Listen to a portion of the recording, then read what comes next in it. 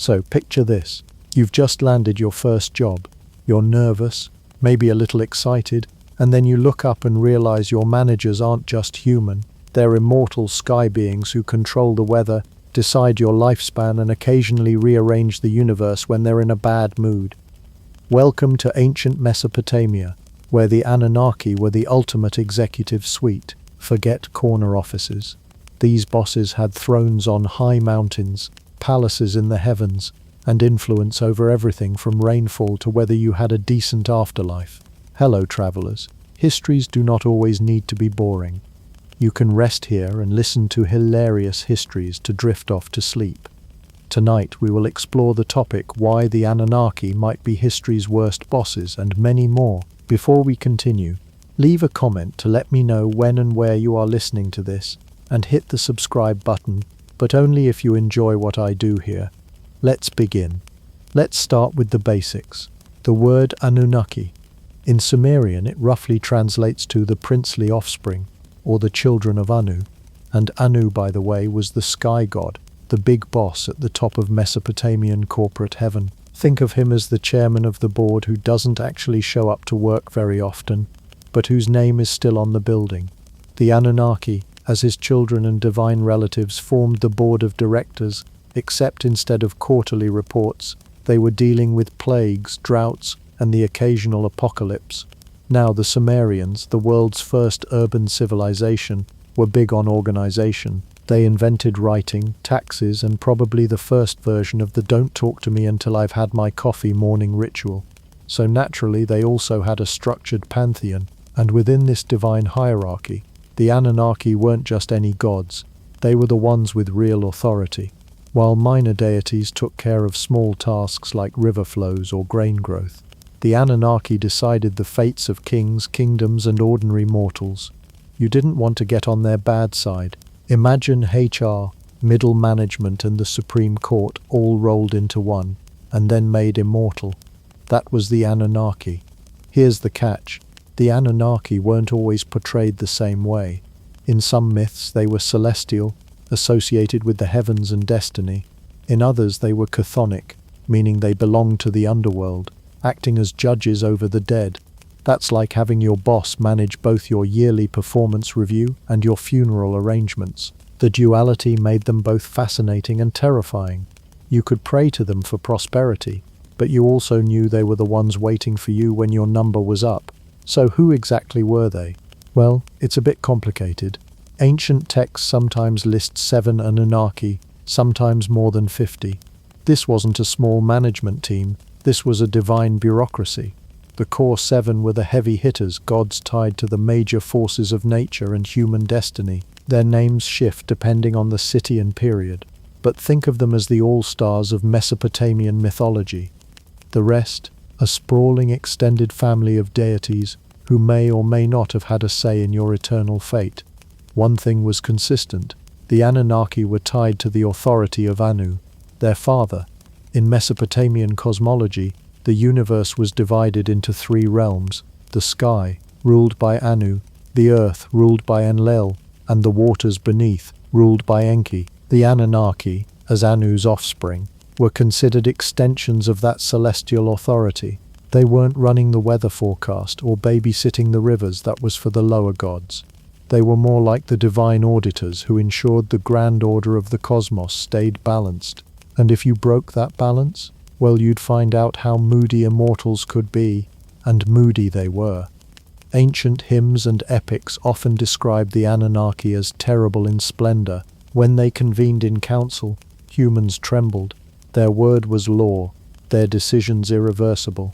In the Epic of Gilgamesh, they appear as figures who enforce destiny. No matter how heroic, mortal, or even semi-divine you were, the Anunnaki's judgment stood. If they said you were going down, you were going down. No appeal process, no second chances. It's the kind of management style that makes you long for the days when your biggest workplace fear was your boss's passive-aggressive emails. Now, don't picture the Anunnaki as just abstract forces of fate. To the Mesopotamians, they were very real presences. Their statues filled temples, their names appeared in incantations, and their rituals were performed with absolute seriousness.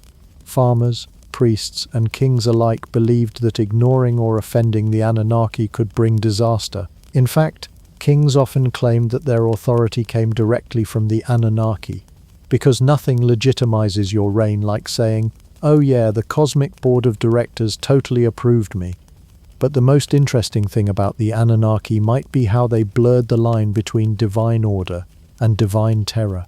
Unlike the Greek gods, who had a flair for drama and scandal, the Anunnaki weren't exactly known for soap opera affairs or throwing golden apples around. They were more about control and destiny. If the Greek gods were like reality TV stars, the Anunnaki were more like shadowy board members in an exclusive club, the kind you never meet, but whose decisions shape your entire life. So let's recap. Who were the Anunnaki? They were the children of Anu, the sky god, operating as fate deciders, judges, and cosmic bosses. Sometimes celestial, sometimes underworldly, always powerful. Their counsel was dreaded, their word final, and their management style, let's just say, not exactly employee-friendly. Imagine showing up on your first day of work only to realize your supervisors are immortal, moody, and have the power to end civilization whenever they get a little cranky. Worst bosses ever? We're just getting started. If you've ever wondered why Mondays exist, you can blame the gods. According to Mesopotamian mythology, the reason humanity even exists isn't some lofty mission of love, destiny, or enlightenment. It's because the gods really didn't want to do their own chores. Yes, you heard that right. You, me, all of us. We're basically the divine equivalent of hired help, except without paychecks, health insurance, or even the promise of a lunch break.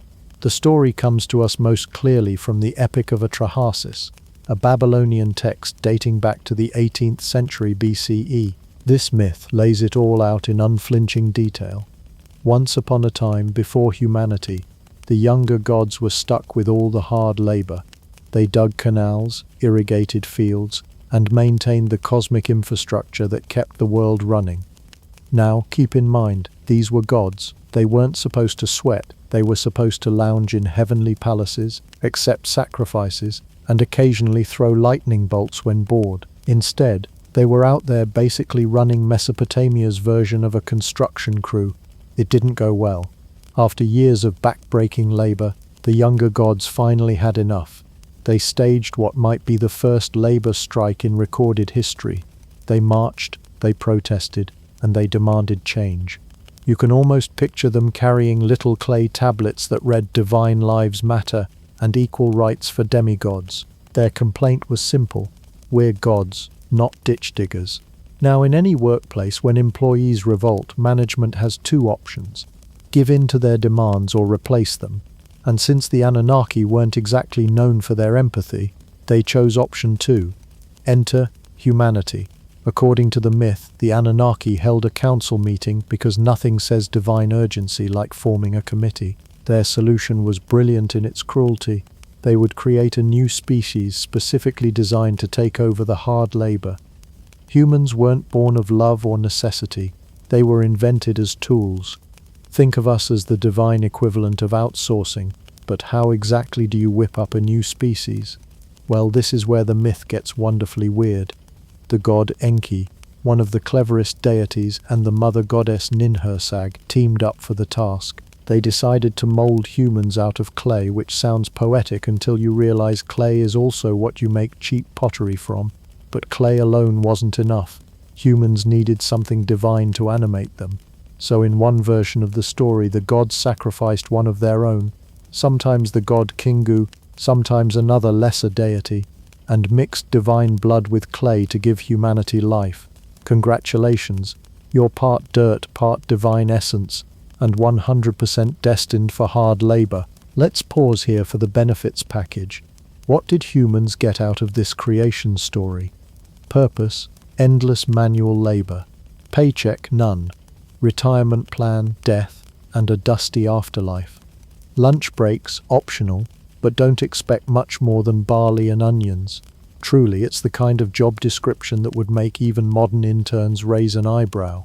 The myth makes it clear that humans weren't created for their own sake. They were created to feed, clothe, and serve the gods. That meant building temples, offering sacrifices, and basically keeping divine life comfortable.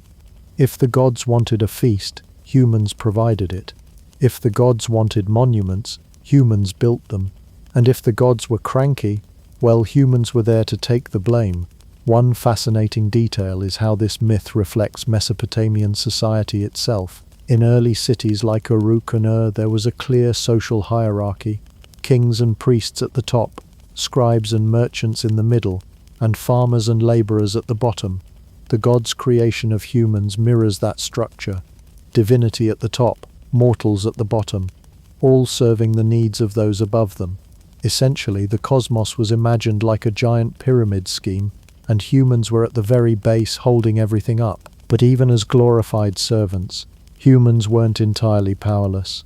The harshest epic shows that the gods eventually realized that too many humans could be a problem. Unlike the divine labor force, humans multiplied, got noisy, and started disrupting the gods' peace and quiet. Imagine inventing workers and then discovering they also throw loud house parties on weekends. This would eventually lead to more divine interventions, but that's another chapter entirely. For now, it's enough to recognize that the Mesopotamian vision of human origins was pretty bleak. No Garden of Eden, no being made in God's image. Nope. You were made from mud, spiced with a drop of divine blood, and immediately handed a shovel.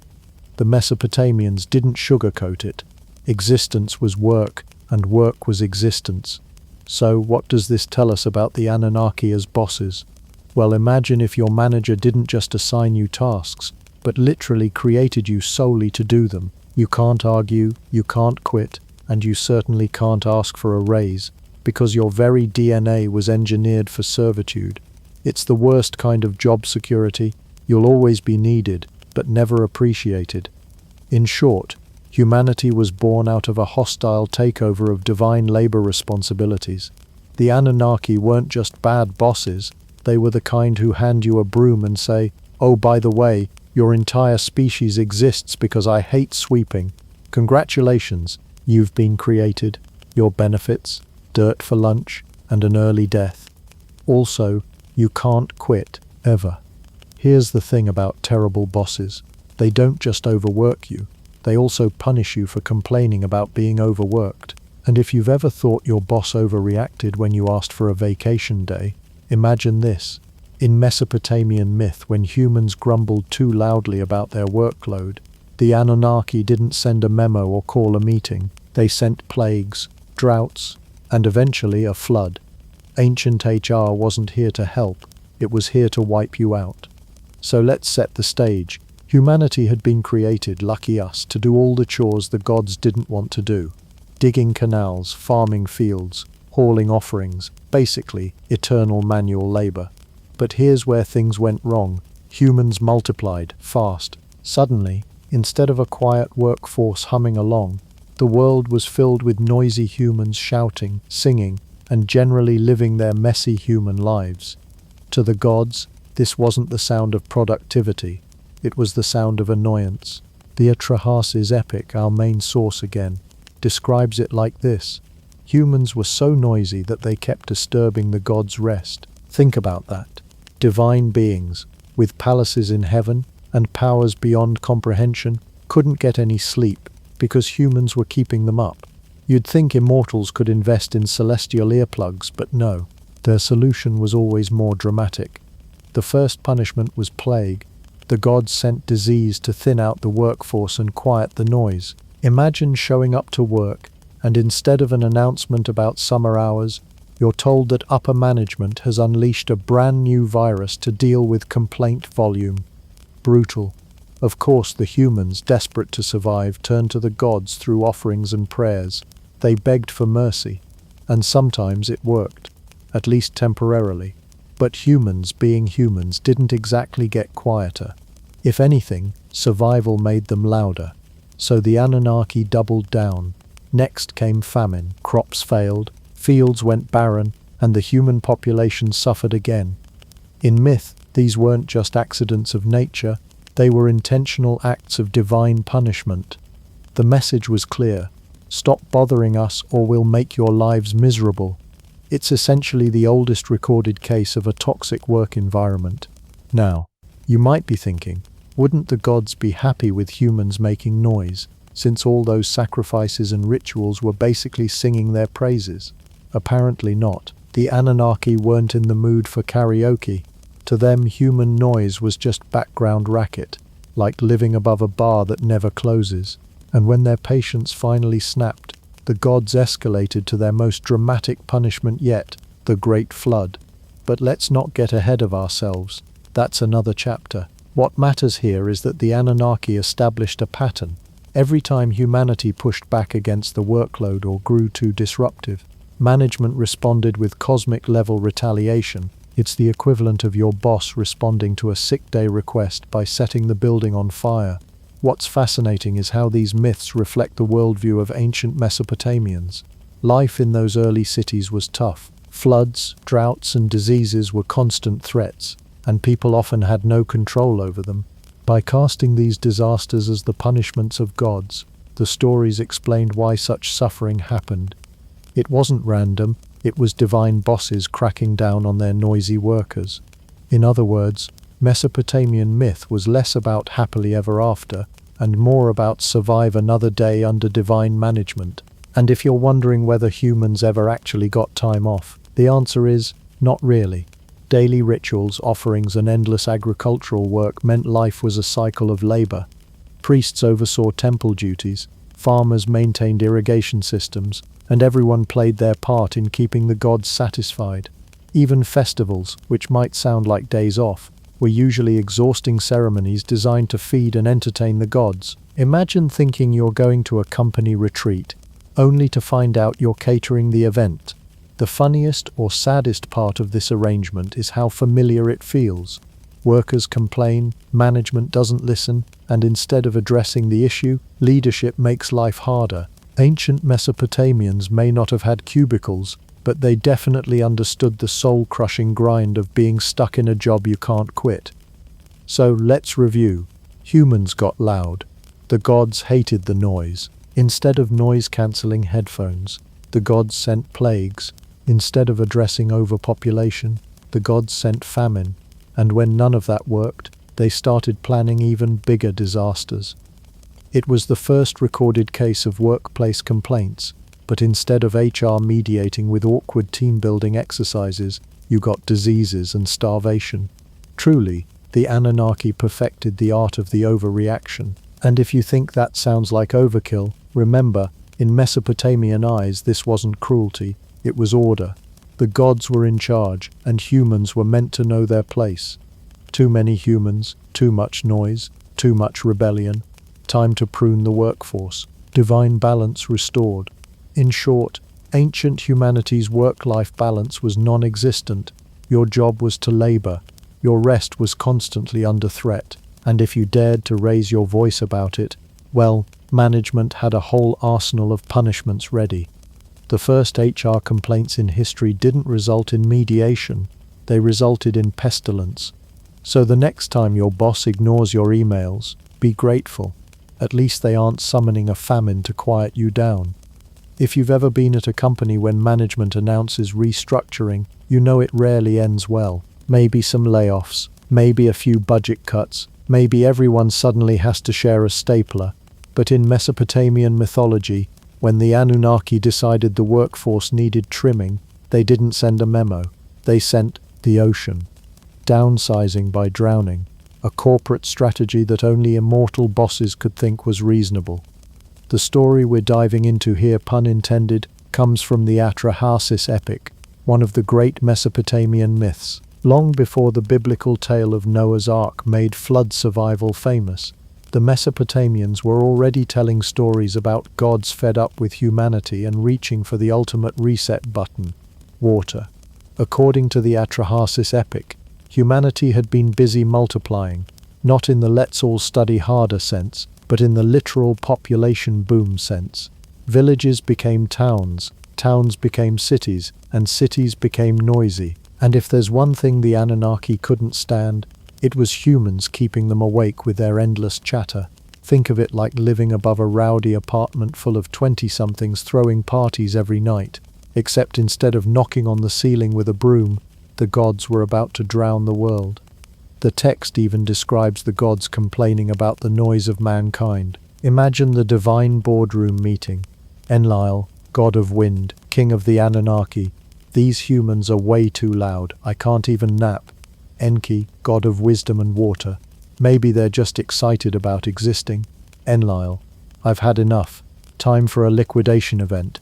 Yes, the first workplace grievance in history was literally about volume control. Enlil, the ultimate upper manager of Mesopotamian mythology, proposed what he thought was the most efficient strategy: flood them all out. Forget cutting hours or limiting resources.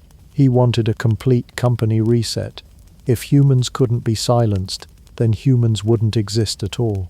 It was divine overreaction at its finest. The ancient version of nuking the office because someone microwaved fish at lunch, but not all the gods were on board with this decision. Enki, known for being less of a tyrant and more of a chill middle manager, thought maybe wiping out the entire staff was a little extreme. After all, who was going to shovel dirt, grow food, and keep the cosmic office running if humanity was gone? The gods themselves had already proven allergic to manual labor. Enter Atrahasis, the Mesopotamian hero whose name literally means exceedingly wise. He was basically the employee who shows up early, finishes their reports, and still finds time to water the office plants. Enki, secretly sympathetic, pulled Atrahasis aside for a confidential chat. The warning wasn't exactly a formal email. Instead, Enki whispered through a reed wall, yes, a literal reed wall, telling Atrahasis that the bosses upstairs were planning to drown everyone. The instructions: build a boat, a very big one. This ark wasn't just a canoe to ride out a thunderstorm. It had to house Atrahasis, his family, and a collection of animals. Think of it as the first corporate relocation plan, except instead of moving headquarters to another city, you're moving civilization onto a giant floating box. When the divine decision came down, it wasn't a drizzle, it wasn't even a strong storm. It was a 6-day, 6-night torrent that turned the world into one big waterlogged office. Rivers burst, seas swelled, and the skies dumped endless rain. Humanity's noise problem was solved permanently, except for Atrahasis and his shipmates bobbing along like survivors of the worst office retreat ever. The text even describes the gods themselves panicking as the flood grew out of hand. The Anunnaki, usually so mighty and confident, huddled in fear like dogs cowering. Imagine your terrifying CEO suddenly realizing they may have gone too far with downsizing after everyone in the office literally drowned. That's what happened here. When the waters finally receded, Atrahasis stepped off the boat and offered sacrifices to the gods. Now here's where it gets ironic. The Anunnaki, starved from the lack of human labor and offerings, came swarming down to feast on the smoke of the burnt offerings like interns descending on free pizza. The gods realized, rather awkwardly, that they needed humans more than humans needed them. Without humanity, their cosmic office just didn't function. This led to what might be the first ever corporate backpedal in history. The gods decided total annihilation wasn't sustainable. Instead, they implemented new workplace policies to keep the staff population under control without flooding everyone. Shorter lifespans, infertility, and the occasional plague. Essentially, humanity got a rough HR handbook written in divine ink. It's worth pausing here to reflect on just how absurd this is. Imagine your boss deciding the office was too noisy and announcing, "We've decided to downsize by 100%, effective immediately, with survivors will be determined by secret boat ownership." Very efficient for silence, but let's be honest, terrible for morale. No one comes back from that team-building exercise feeling closer to management. The Mesopotamian flood myth wasn't just an ancient doomsday story. It set the stage for countless later flood legends, from Noah's Ark in the Bible to flood tales in Greek and Hindu mythology. But at its core, it reveals how early civilizations thought about power, work, and survival. The gods were in charge, and humanity's fate was precarious, subject to divine mood swings. One day you're farming, the next you're fish food. It also highlights the fragility of the relationship between gods and humans. The Anunnaki needed humans to keep the cosmic machinery running, but they also found them unbearable. It's the eternal tension between bosses who need employees but wish they'd be quieter about it. In short, the flood wasn't just a natural disaster story.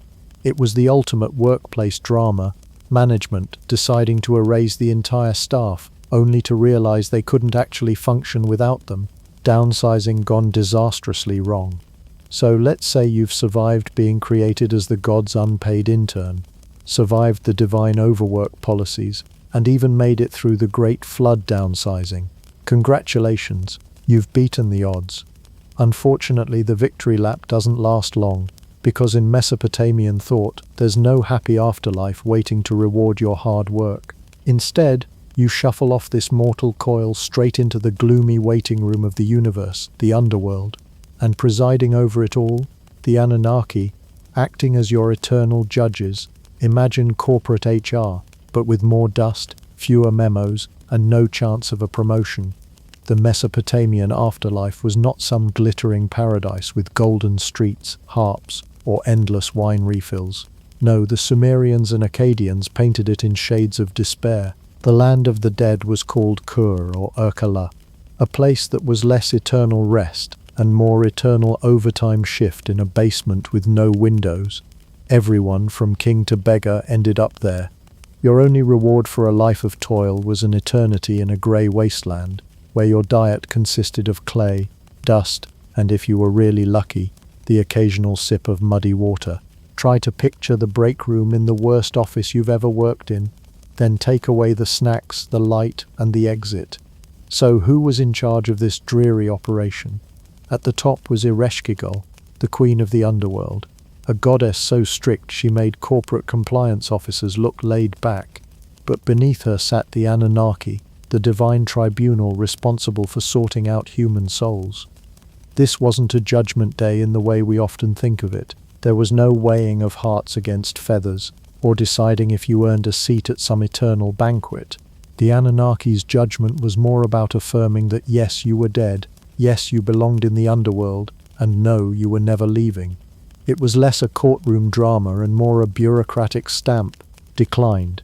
Now, one of the fascinating aspects here is how unglamorous Mesopotamian ideas of the afterlife were compared to later traditions. The Egyptians promised elaborate paradises if you behaved properly. The Greeks dangled the possibility of Elysium for heroes. But the Mesopotamians, they basically said, life is already awful, and the afterlife is worse. Good luck. In their worldview, the gods had no obligation to provide humans with post-mortem perks. Why would they? You were created to carry their workload, and now that you're dead, your usefulness is over. Welcome to the eternal filing cabinet. The Anunnaki, as judges, reflect a deeper cultural truth about Mesopotamian life, a world defined by hierarchy and control. In life, kings and nobles decided your fate. In death, divine rulers did the same. These celestial bureaucrats weren't angry tyrants, at least not all the time. They were simply enforcing the cosmic system. The gods had divided the universe into neat compartments, the heavens, the earth, and the underworld, and the Anunnaki made sure that once you crossed into the realm of dust, you stayed there. Picture them as the cosmic version of security guards, making sure no one sneaks out of the office party with extra snacks. Interestingly, some myths hint that the dead could appeal to the Anunnaki. The living would pour libations and make offerings to their ancestors, hoping that these gifts would soften the grim existence of the underworld. The belief was that the more offerings your descendants provided, the better your life in Kur would be. It wasn't freedom, but at least you might get a little extra dust on your plate. In a sense, the Anunnaki presided over this process, ensuring that the cosmic balance remained intact. If you had no descendants, or if your family didn't care, you were stuck gnawing on empty air. This gave real urgency to the cultural emphasis on having children. They weren't just heirs, they were your eternal cafeteria workers. The courtroom metaphor for the Anunnaki is fitting because it captures their collective role. They weren't lone, dramatic decision-makers like Hades or Osiris. Instead, they worked as a committee, a divine board of directors ensuring that every human soul got the same standardized treatment. Imagine a long mahogany table in the cosmic boardroom, papers stacked high, and the Anunnaki solemnly nodding as another soul is filed away. Case closed. Next. This bleak vision of the afterlife also reveals the Mesopotamian sense of cosmic justice, or rather the lack of it. For them, the gods didn't owe humans fairness either in life or in death. You could be a virtuous farmer, a powerful king, or the guy who made excellent beer, and it wouldn't matter. Everyone went to the same drab underworld. It's the ultimate equalizer, the divine version of company policy. The only minor difference might be how well your descendants remembered you, and even that was fragile. One bad famine, one careless heir, and your ghost was out of luck. When you think about it, the Anunnaki as judges symbolize the cold efficiency of this worldview. They weren't malevolent monsters gleefully punishing souls, nor merciful guides offering salvation. They were administrators. And for ancient Mesopotamians, that was terrifying enough. In a culture where flooding rivers could wipe out your farm, where rulers demanded taxes and labor, and where war was always looming, the thought of divine bureaucracy continuing beyond death must have felt depressingly believable. So the afterlife wasn't a fresh start, but a continuation of the same cosmic grind. Life was toil, and death was the same, just without sunlight. The Anunnaki kept the system running, ensuring nobody slipped through the cracks.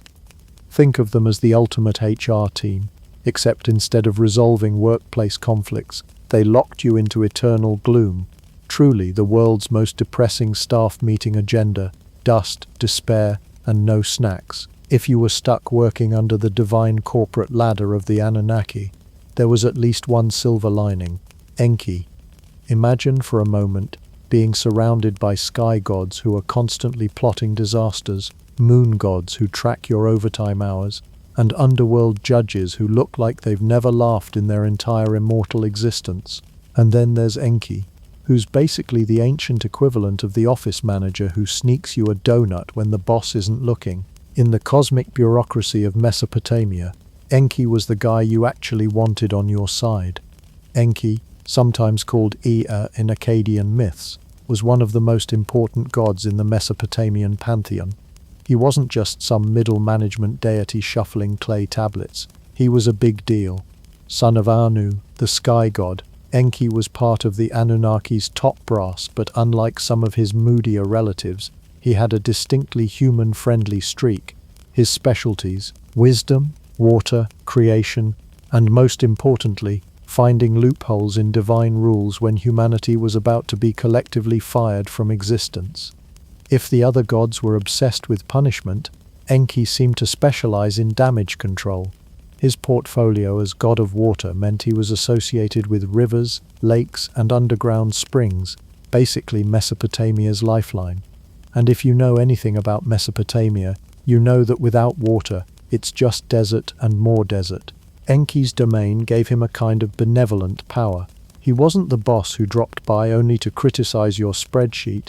He was the guy who made sure the coffee machine worked and the water cooler never ran dry.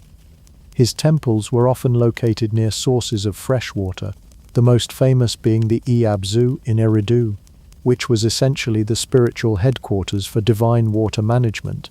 But his influence wasn't limited to plumbing. Enki was also the god of wisdom, which in Mesopotamia translated to being clever, inventive, and occasionally sneaky. He wasn't the type of wisdom figure who sat on a mountain and demanded people meditate. No, Enki rolled up his sleeves and solved problems.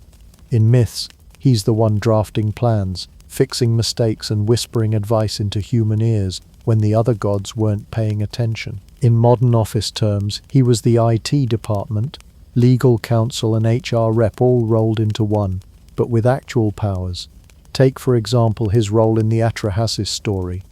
When the rest of the Anunnaki were annoyed at humanity's noise and planned to drown everyone like ants at a picnic, Enki couldn't stand by.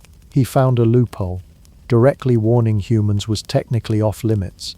Think of it like a confidentiality clause written into divine contracts. But Enki found a workaround. Instead of telling a harshest directly, he spoke to a reed wall, which just happened to overhear the instructions. The wall, of course, relayed the crucial survival tips: build a boat, stock it with supplies, and get ready for a storm the likes of which you've never seen. It's the mythological equivalent of sending your friend a cryptic email that just happens to contain the exact answers to next week's test. Clever, subversive, and just a little cheeky. That was Enki's style, and this wasn't a one-time stunt. Over and over again in Mesopotamian myths, Enki is the one who steps in when divine punishments spiral out of control. If the gods unleashed plagues or famines, Enki would quietly provide instructions on how to counter them. He was the cosmic fixer, the guy who knew that burning incense or changing up certain rituals might reverse the divine wrath hanging over everyone's heads. You could almost imagine him sighing every time his fellow gods announced another punishment. Really? Another plague? Fine, I'll clean this up again. But Enki wasn't just a soft-hearted rebel.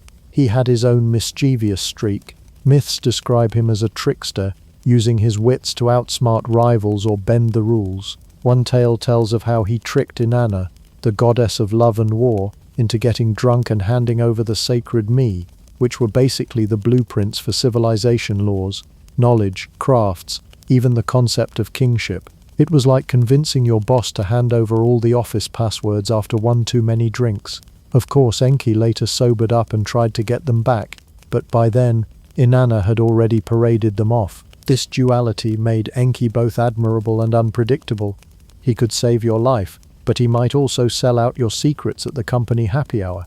Still, his legacy as humanity's ally remained strong. While other gods were portrayed as aloof or terrifying, Enki was approachable, a figure who seemed to understand that humans were flawed, noisy, and a little ridiculous, but worth saving nonetheless. He's the one who balanced compassion with cunning, the rare immortal who remembered that without humans the divine corporate structure had no one left to shovel the cosmic paperwork. If the Mesopotamian pantheon were an office sitcom, Enki would be the breakout character everyone loved. The slightly sarcastic, endlessly clever manager who always found a way to keep the place running, even when upper management tried to burn it all down. He wasn't perfect, but in a world where divine wrath was the default setting, he was the best ally you could hope for. And perhaps that's why he looms so large in Mesopotamian stories, not as the most powerful god, but as the one who kept humanity from clocking out for good. If you've ever had a job where the boss expected you to stay late, work weekends, and maybe even water their plants, congratulations, you have more in common with the people of ancient Mesopotamia than you might think.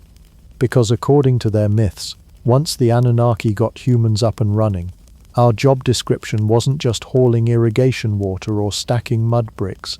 No, it was serving forever, not for a fixed contract, not for 10 years until your pension kicked in. No, humans were essentially interns who never graduated, locked into an eternal cycle of keeping the gods fed, clothed, entertained, and most importantly worshipped.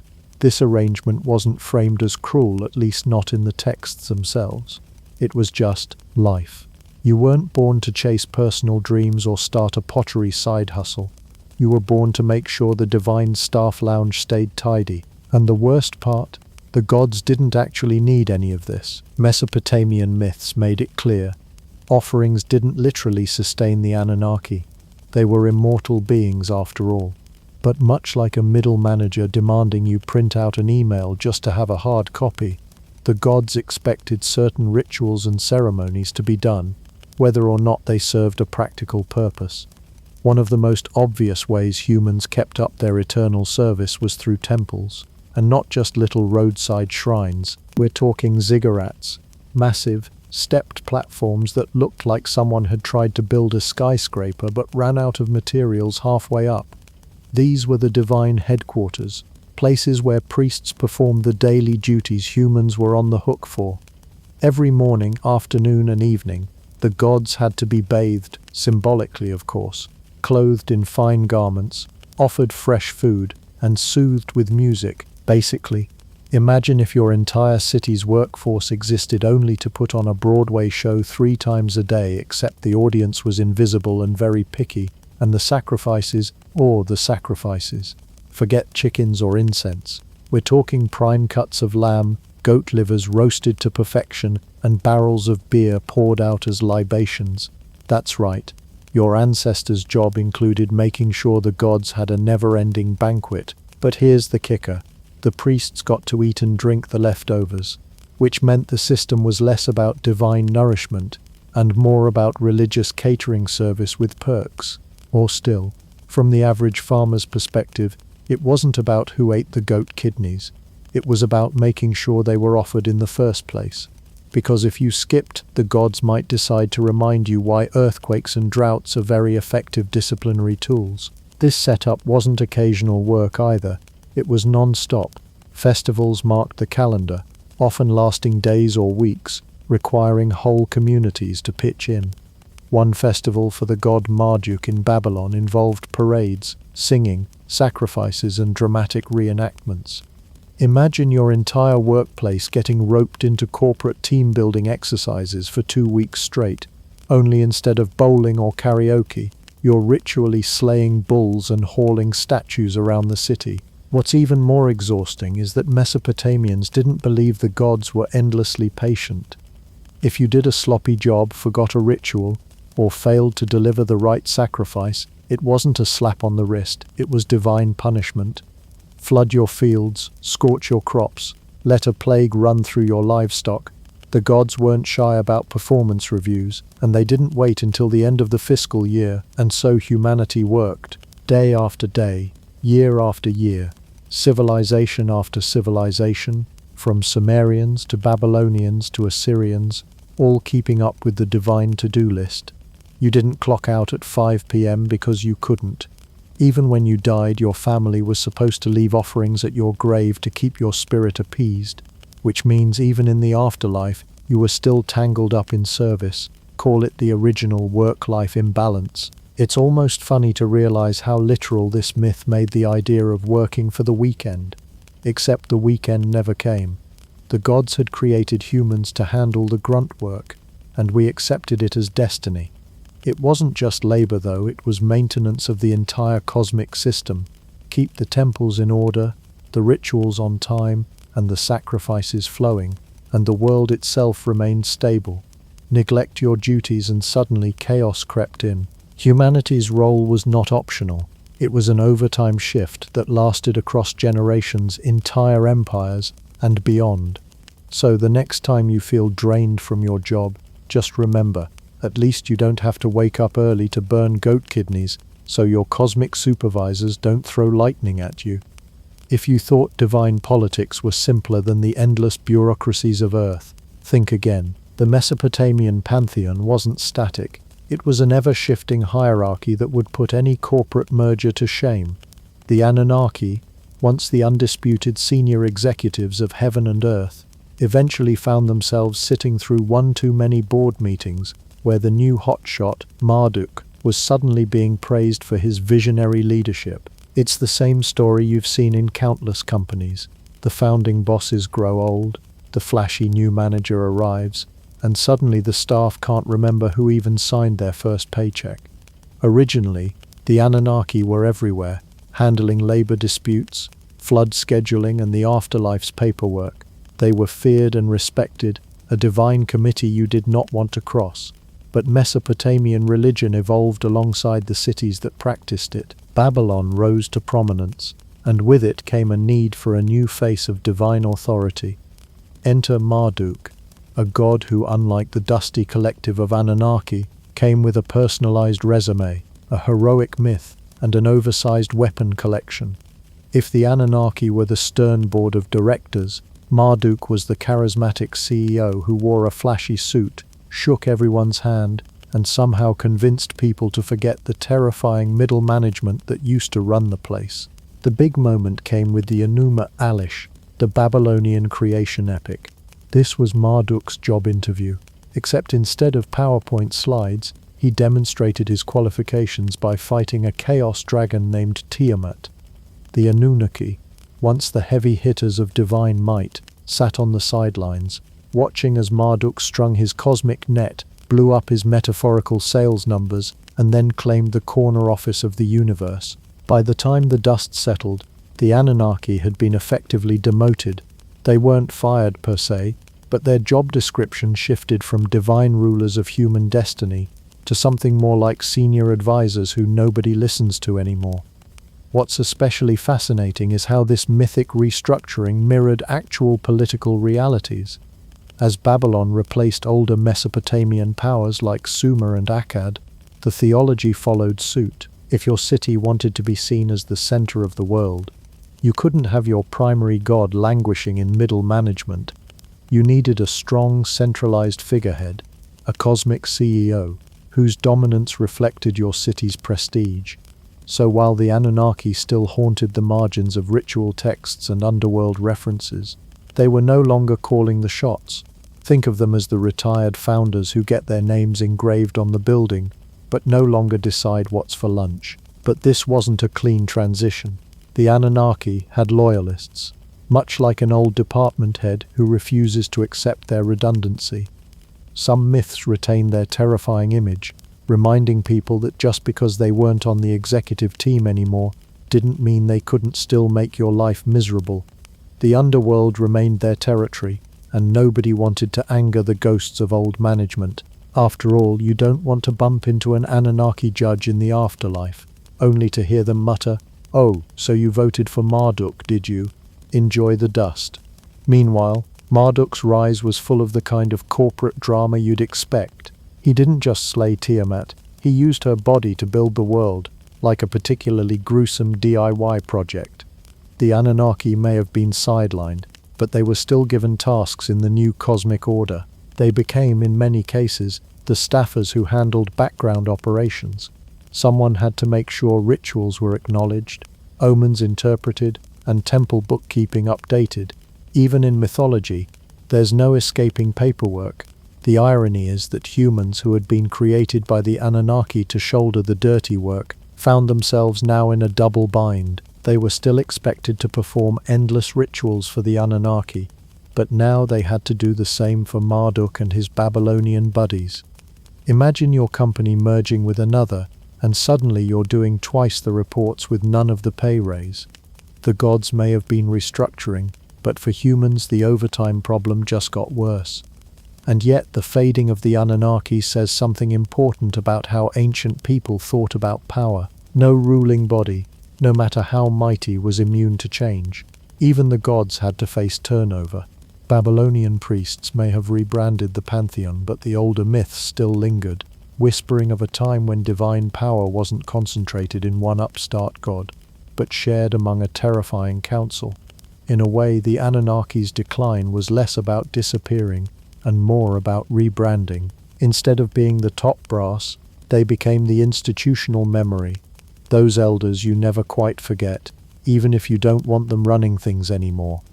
So the cosmic office politics played out much like earthly ones: rising stars, fading veterans, and a staff of humans who got stuck with extra work no matter who was in charge. The Anunnaki may not have stayed at the top, but they never really vanished. They just retreated into the shadows, waiting for you in the underworld, where meetings never end, and the coffee is made of dust. If the Mesopotamians could somehow peek into the 20th century, they would probably be baffled to discover that their gods had been promoted, or maybe demoted, to intergalactic minors. The Anunnaki, once stern judges of the underworld and enforcers of cosmic order, suddenly found themselves cast in paperback conspiracy thrillers as alien overlords with an unhealthy obsession with precious metals. And no, they weren't after gold jewelry to impress the goddesses. According to this modern myth, they wanted literal tons of the stuff to repair their home planet's failing atmosphere. Nothing says divine dignity quite like being reimagined as space contractors with a shovel in one hand and a spaceship timesheet in the other. This makeover largely comes courtesy of Zecharia Sitchin, a writer whose works in the 1970s and beyond gave the Anunnaki new careers as galactic engineers. Sitchin proposed that humanity didn't evolve naturally, but was instead genetically modified by these ancient visitors. Why? Because mining gold is backbreaking, and the gods of space were apparently allergic to manual labor. In this retelling, humans were invented as a kind of cosmic workforce, an upgrade from the Mesopotamian idea of humans serving the gods through prayers and sacrifices. The difference? Instead of offering goat kidneys on ziggurats, we were allegedly digging gold out of the ground like unpaid interns in an interstellar internship program. The appeal of this idea is obvious. It takes dusty tablets written in cuneiform and gives them the Hollywood blockbuster treatment. Why settle for humans made to serve gods through rituals, when you can have humans made to serve aliens through genetic tinkering? It's like rebooting an old TV show. The plot remains vaguely the same, but now there are laser beams, spaceships, and dramatic background music. Sitchin leaned heavily on mistranslations or creative translations depending on your perspective, claiming that the word Anunnaki meant those who from heaven to earth came. The Faisal Fund scholars, of course, rolled their eyes so hard they nearly fell out of their chairs, pointing out that the actual meaning was closer to offspring of Anu, the sky god. But in the court of popular imagination, UFOs beat dusty lexicons every time. By the late 20th century, the Anunnaki had fully joined the ranks of pseudo-historical celebrities. They became regular guests in television specials about ancient astronauts, where pyramids, Stonehenge, and Easter Island were all rebranded as monuments built under their supervision. Forget centuries of human ingenuity, says this theory. The Anunnaki apparently had a side hustle in ancient construction management. Aliens did it. Became the ultimate shortcut to explaining anything that looked impressive. Why admit humans could be smart when you can picture space gods swooping in with cosmic blueprints? Of course, this retelling has consequences. It strips away the original Mesopotamian context, where the Anunnaki represented order, mortality, and divine hierarchy. Instead, they're flattened into a sci-fi trope. Ancient Mesopotamians lived in a world where floods, famine, and mortality all needed explaining, and the Anunnaki served that role. Sitchin's aliens, on the other hand, reflect modern anxieties, labor exploitation, environmental collapse, and the suspicion that we're all just pawns in a bigger cosmic game. In other words, the Anunnaki became the perfect villains for the age of corporate distrust and technological paranoia. The funny part is how this reinterpretation created a whole new fan club. In Mesopotamia, no one prayed to the Anunnaki, hoping for career success. They were too gloomy for that. But in the New Age and conspiracy theory circuits, the Anunnaki suddenly became household names, inspiring both fascination and fear. Some believers imagine them as ancient benefactors who gifted humanity advanced knowledge, while others insist they still walk among us, secretly pulling the strings of world governments. It's less Gilgamesh and more X-Files. The irony here is delicious. Thousands of years ago, scribes chiseled myths into clay tablets to explain why humans exist, why floods happen, and why the afterlife is grim. They probably never imagined their words would be recycled into alien mining fan fiction. Yet here we are with people nodding along to the idea that your distant ancestors weren't just praying to the gods, they were clocking in for galactic gold shifts. The afterlife may have been bleak in Mesopotamia, but at least no one had to wear a hard hat. And so the Anunnaki's modern makeover tells us more about ourselves than about the ancient world. The Mesopotamians invented them as cosmic middle management. We reinvented them as extraterrestrial CEOs with a questionable HR department. It's mythology repackaged for a world that loves science fiction as much as it fears being controlled. Whether you buy into the alien theory or not, you have to admit it's one heck of a career pivot.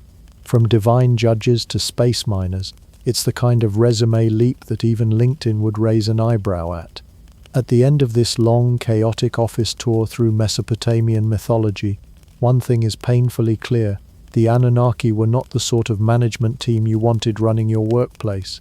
These weren't benevolent supervisors handing out gold stars and productivity bonuses. No, they were the archetypal nightmare bosses, overbearing, inscrutable, and impossible to please. Whether depicted as gods demanding tribute, or rebranded in modern times as spacefaring overlords with a fondness for gold and genetic tinkering, the Anunnaki managed to embody every bad management trait known to humanity. And that's saying something. considering humanity has also lived under kings who thought bathing was optional. The irony of their mythological resume is how consistently miserable their leadership style was. In the beginning, they hired humanity for what was essentially an unpaid internship. Congratulations, you've been created to serve us forever. Forget promotions, forget retirement plans. Your job description was fetching water, tilling fields, and making sure temples were spotless. And if you slack, expect divine punishment in the form of drought, famine, or an apocalypse-level downsizing initiative.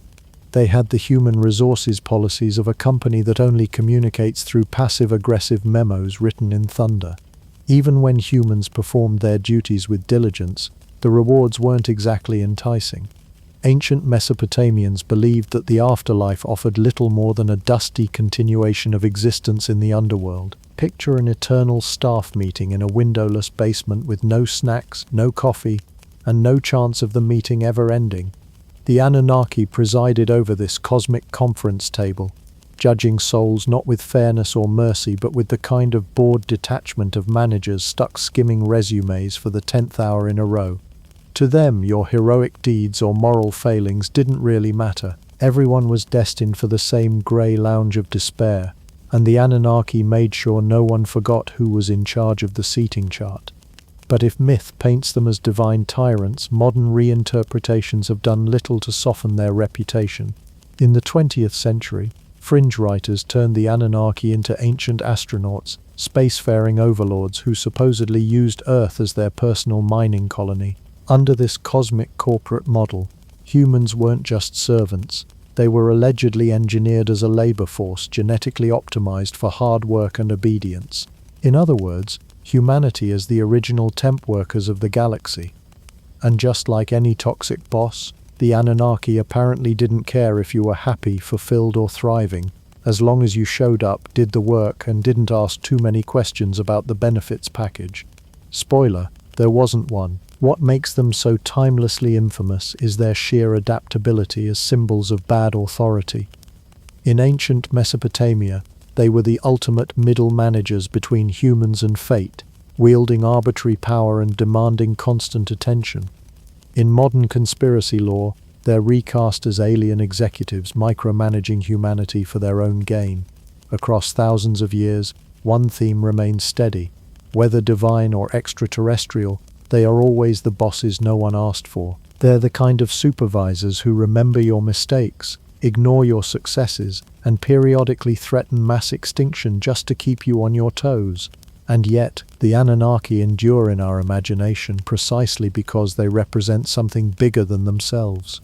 They embody the human experience of powerlessness in the face of authority, of living under rules you didn't make and can't escape. For the people of Mesopotamia, these gods explained why life was unfair, why hard work didn't always lead to reward, and why survival often depended on appeasing forces beyond your control. In that sense, the Anunnaki were less a reflection of divine reality and more an ancient coping mechanism, a mythological way of saying, yes, the bosses are terrible, but at least now we understand why. So why are they still remembered as the worst bosses in history? Because their management style continues to resonate in every overworked employee, every unfair system, and every exhausted sigh uttered at the start of another Monday morning. They remind us that bad bosses aren't a modern invention, they're as old as civilization itself.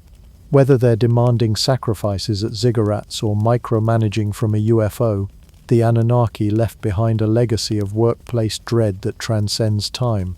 The good news: you don't technically work for them anymore. The bad news? Your current boss might still take a page out of their playbook, demanding impossible deadlines, ignoring your contributions, and holding meetings that really could have been emails. If history teaches us anything, it's that humanity has always been stuck under management that thinks of people as replaceable resources rather than valued team members.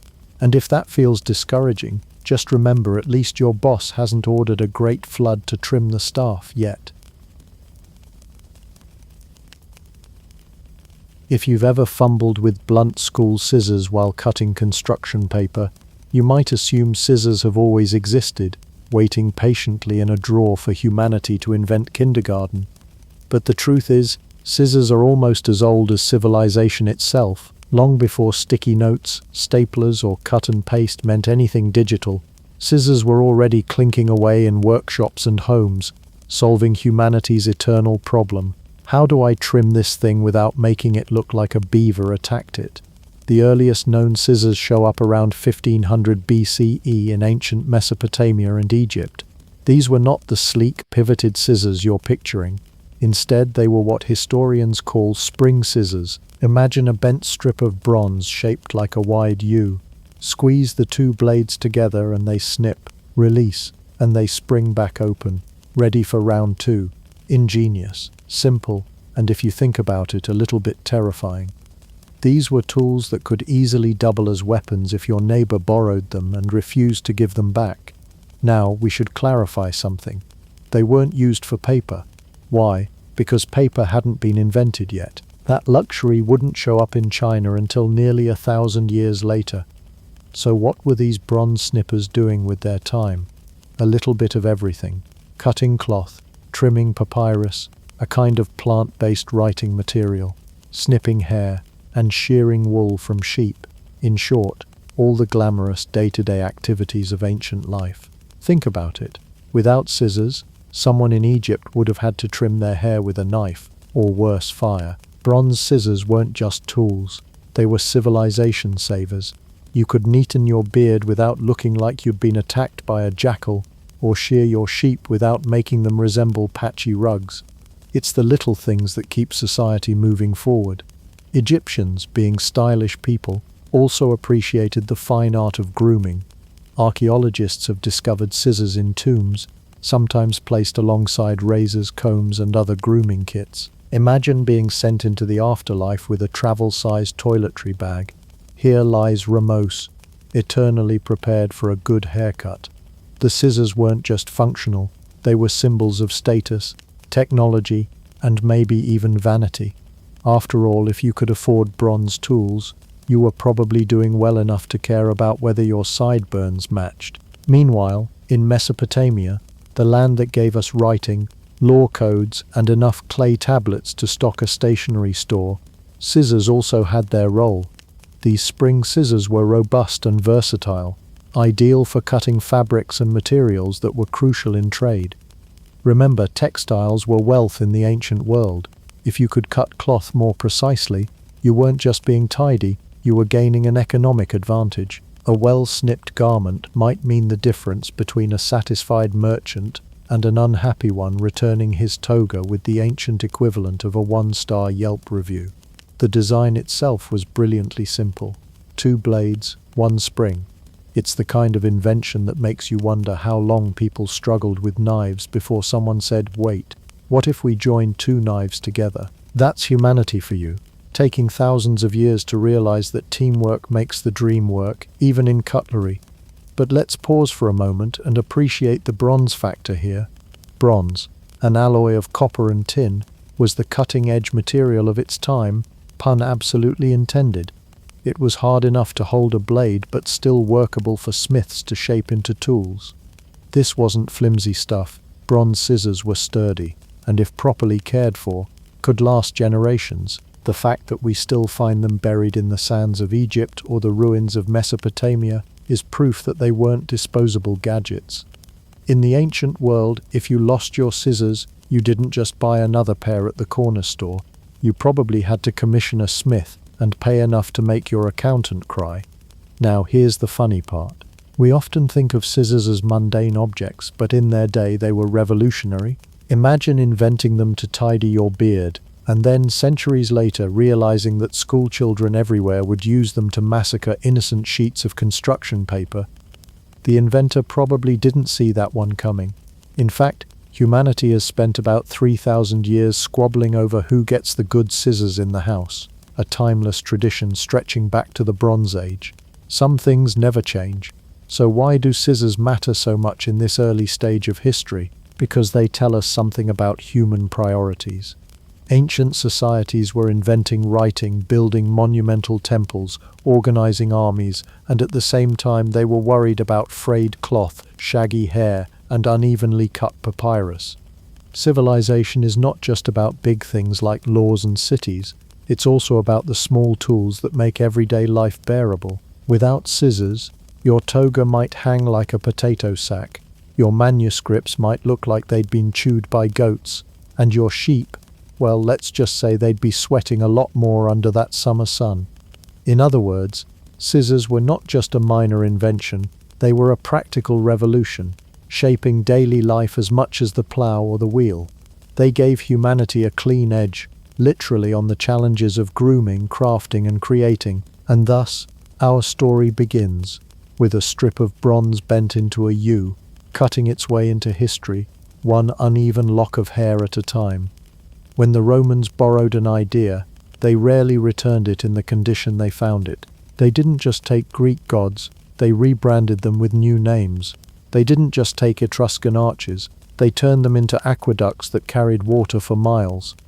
And when it came to scissors, they weren't content with the humble spring style used by earlier civilizations. Around the 1st century CE, they unveiled something brand new, the pivoted scissor. In other words, the design you'd still recognize in your kitchen drawer today. 2 blades connected at a central pivot point, opening and closing with the ease of a hinge. Simple, elegant, very Roman. This was more than a technological flex. It was an everyday revolution. The pivot mechanism meant finer control, cleaner cuts, and less chance of making your tunic look like it had been gnawed by a lion. Suddenly, cutting cloth was quicker and more precise. Tailors could shape garments more efficiently, which mattered in a culture where dress wasn't just practical, it was political.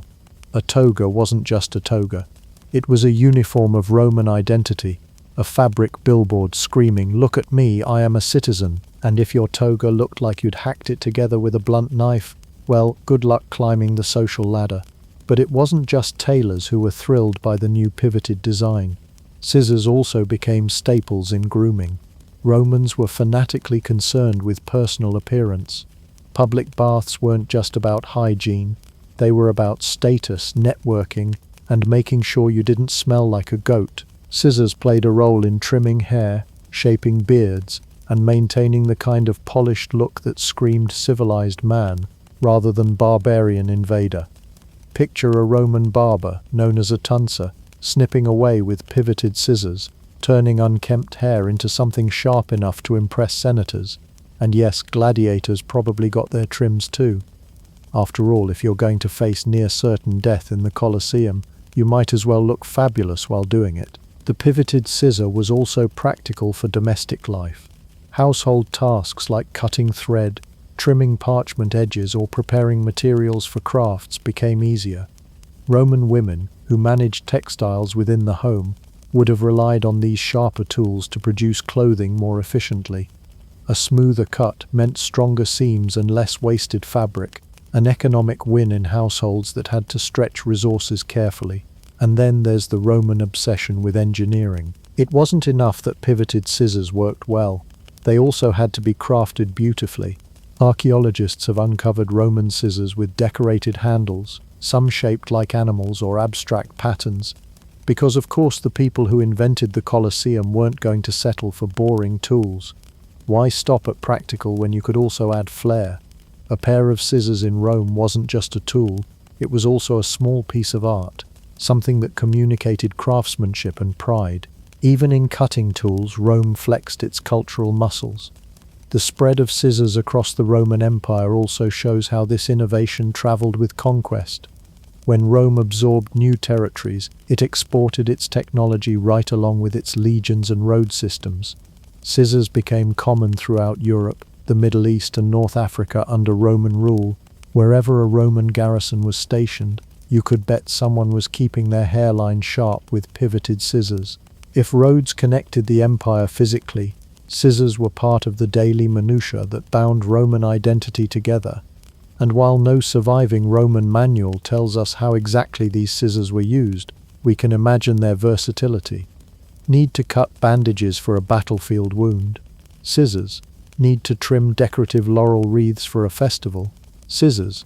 Need to make sure your slave's tunic doesn't flap around like an oversized potato sack? Scissors. It's remarkable how such a small tool could weave itself into so many aspects of Roman daily life, from the bathhouse to the tailor's shop. But here's the funny thing. For all their roads, aqueducts, and military genius, Rome's greatest contribution to the everyday world might just be scissors. Because while aqueducts eventually crumbled and legions retreated, pivoted scissors never went out of style. The design was so effective that it has barely changed in 2,000 years. That's more staying power than most empires can claim. And yes, there's an almost comic brilliance to it. The Romans gave us aqueducts, concrete and roads, and also the ability to finally cut bangs straight, truly civilization at its peak. Imagine a Roman senator proudly gesturing toward a monumental aqueduct carrying clean water into the city, then equally proud to show off his perfectly snipped fringe, courtesy of pivoted scissors. The genius of Rome wasn't always in inventing things from scratch, it was in improving them. They took the spring scissor, cut it in half ironically, inserted a pivot, and changed history. That's Roman engineering in a nutshell. Don't just make it work better, and if you can, make it look good while you're at it. So while Rome eventually collapsed under the weight of its own ambitions, one of its smallest inventions endured. The pivoted scissor became one of those invisible legacies, something you don't even think about when you pick up a pair today. But every time you trim a thread, cut a piece of paper, or attempt to free your child's toy from packaging designed by a sadist, you're carrying forward a piece of Roman ingenuity. Not a bad legacy for a couple of sharpened blades and a pivot. The fall of Rome didn't just leave behind crumbling aqueducts and abandoned villas. It also left behind everyday tools that quietly slipped into medieval life. Scissors were one of them. By the early Middle Ages, pivoted scissors were making the rounds across Europe, but the older spring-style shears never disappeared either. In fact, both designs lived side by side for centuries, serving different needs. The result? A world where scissors weren't just practical, they became cultural, artistic, and occasionally fashion disasters waiting to happen. Let's start with the most obvious use, textiles. The medieval economy leaned heavily on wool, linen, and later silk. Sheep shearing wasn't a once-a-year chore performed by grumpy farmers. It was a linchpin of Europe's wealth. Entire regions like Flanders and parts of England thrived on wool exports, and to shear a sheep properly, you didn't want to rely on a knife that might leave the poor animal looking like it survived a lawnmower accident. Enter the spring shear.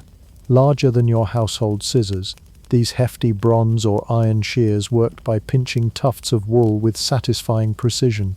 Shepherds needed them sharp, strong, and reliable. The medieval sheep didn't care about fashion, but the cloth merchants of Bruges certainly did. Once the wool was harvested, it entered the world of weaving, tailoring, and embroidery industries where scissors became indispensable. Tailors used pivoted scissors to cut cloth for garments that ranged from simple peasant tunics to elaborate noble finery. Embroiderers, often women working within workshops or noble households, relied on small, sharp scissors to trim threads with exacting care. Imagine working for weeks on a golden embroidery of a saint's halo, only to botch the final thread because your scissors were dull. That was the medieval equivalent of your computer crashing without autosave. But the Middle Ages weren't just about fashion, they were also about faith, and here scissors entered the hushed, candlelit world of monasteries. Monks spent their lives copying manuscripts by hand, a task so painstaking it makes modern office work look like a vacation. Parchment, made from animal skins, didn't come in perfect rectangles. It had rough edges that needed trimming. Scissors became vital for cutting parchment sheets neatly before they were inscribed with biblical texts or philosophical treatises. Imagine the scene: a monk hunched over his desk, carefully snipping a piece of parchment while trying not to think about the fact that one slip could ruin weeks of work. And of course, accidents did happen, hence the humorous truth. Nothing says holiness like a monk carefully trimming a manuscript with scissors, then realizing he's also given himself the world's first medieval paper cut. And unlike your paper cut, which you curse for 5 minutes before slapping on a band-aid, his might have been followed by a full round of prayer and a penance for swearing under his breath. Scissors weren't just utilitarian, though. Medieval craftsmen took pride in turning tools into art. Surviving examples from the Middle Ages reveal ornate scissor handles shaped like animals, vines, or geometric patterns. These weren't factory-stamped pieces. Each was hand-forged by a blacksmith, often customized for its owner. If you were wealthy enough, you didn't just want scissors, you wanted scissors that announced your wealth every time you snipped. Why settle for plain iron when you could have intricate carvings or gilded handles? It was the medieval equivalent of buying gold-plated kitchen appliances. Interestingly, scissors even crept into the world of symbolism and superstition. Tools had meanings in the medieval imagination. Scissors, with their sharp edges and ability to divide, could symbolize cutting ties, separating good from evil, or warding off bad luck. In some folk traditions, scissors were left open under a newborn's pillow to protect the child from evil spirits, because nothing says sweet dreams like placing a sharp object under your baby's head. Safety regulations clearly weren't a medieval specialty. And then there were the hairstyles. If you've ever seen medieval portraits and wondered, why does everyone look like they cut their hair with gardening shears? Well, sometimes they did. Scissors weren't as sharp or precise as modern versions, and barbers weren't exactly trained stylists. Hairstyles tended to be simple: bowl cuts, cropped fringes, or shaved tonsures for monks. The scissors did the job, but the results often looked practical rather than fashionable. Imagine sitting in a dimly lit shop while a barber with iron scissors hovered near your ears. The good news? You got a haircut. The bad news? You probably left looking like an extra in a Monty Python sketch. Scissors also played their part in the more violent side of medieval life. Physicians, or what passed for them, sometimes used shears in surgery. While scalpels existed, scissors were useful for cutting bandages or trimming flesh during crude operations. And since anesthesia was limited to bite down on this stick, the sound of scissors snipping near your wound was probably the least of your worries. Yet, despite all this, scissors endured and evolved. By the late Middle Ages, scissor production was becoming more standardized, with centers of craftsmanship in places like France and Germany. Guilds oversaw quality, ensuring scissors weren't just functional but also durable. After all, a farmer, tailor, or monk couldn't afford to replace tools regularly. Scissors weren't disposable. They were companions for life, often passed down through generations. So, in the medieval world, scissors weren't just tools, they were symbols of craft, faith, and everyday survival. They trimmed wool for Europe's booming textile economy, shaped parchment for sacred texts, decorated noble embroidery, and yes, occasionally mangled someone's bangs. They cut across the fabric of medieval life, literally and figuratively. And while the hairstyles may have been questionable, the scissors themselves were anything but. They were durable, artistic, and vital. In fact, you could say medieval Europe was held together by three things: faith, feudalism, and a decent pair of shears. If the Middle Ages were practical and pious, the Renaissance was dramatic and dazzling, a period when people rediscovered the ancient world and thought, let's do that again but make it extra. Art, science, exploration, literature, all were exploding with new energy, and tucked neatly into this whirlwind of creativity was the humble scissor, reinvented as both a practical tool and a luxury item.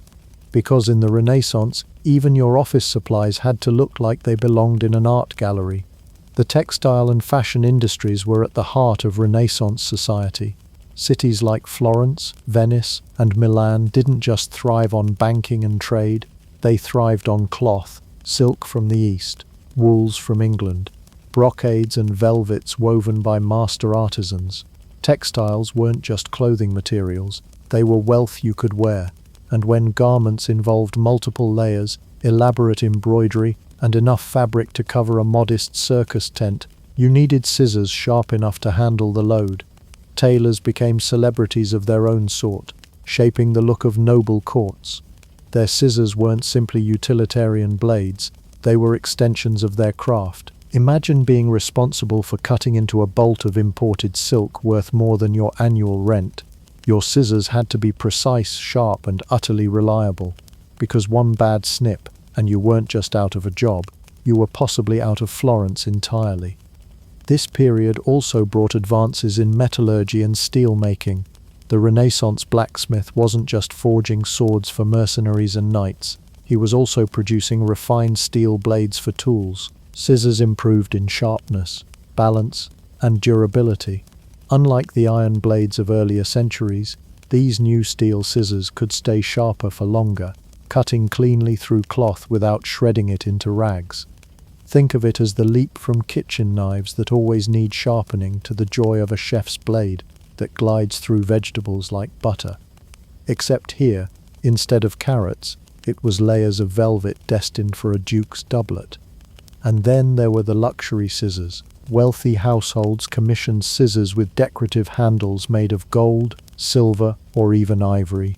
Some were engraved with intricate designs, floral patterns, religious motifs, or heraldic symbols, turning everyday tools into miniature works of art.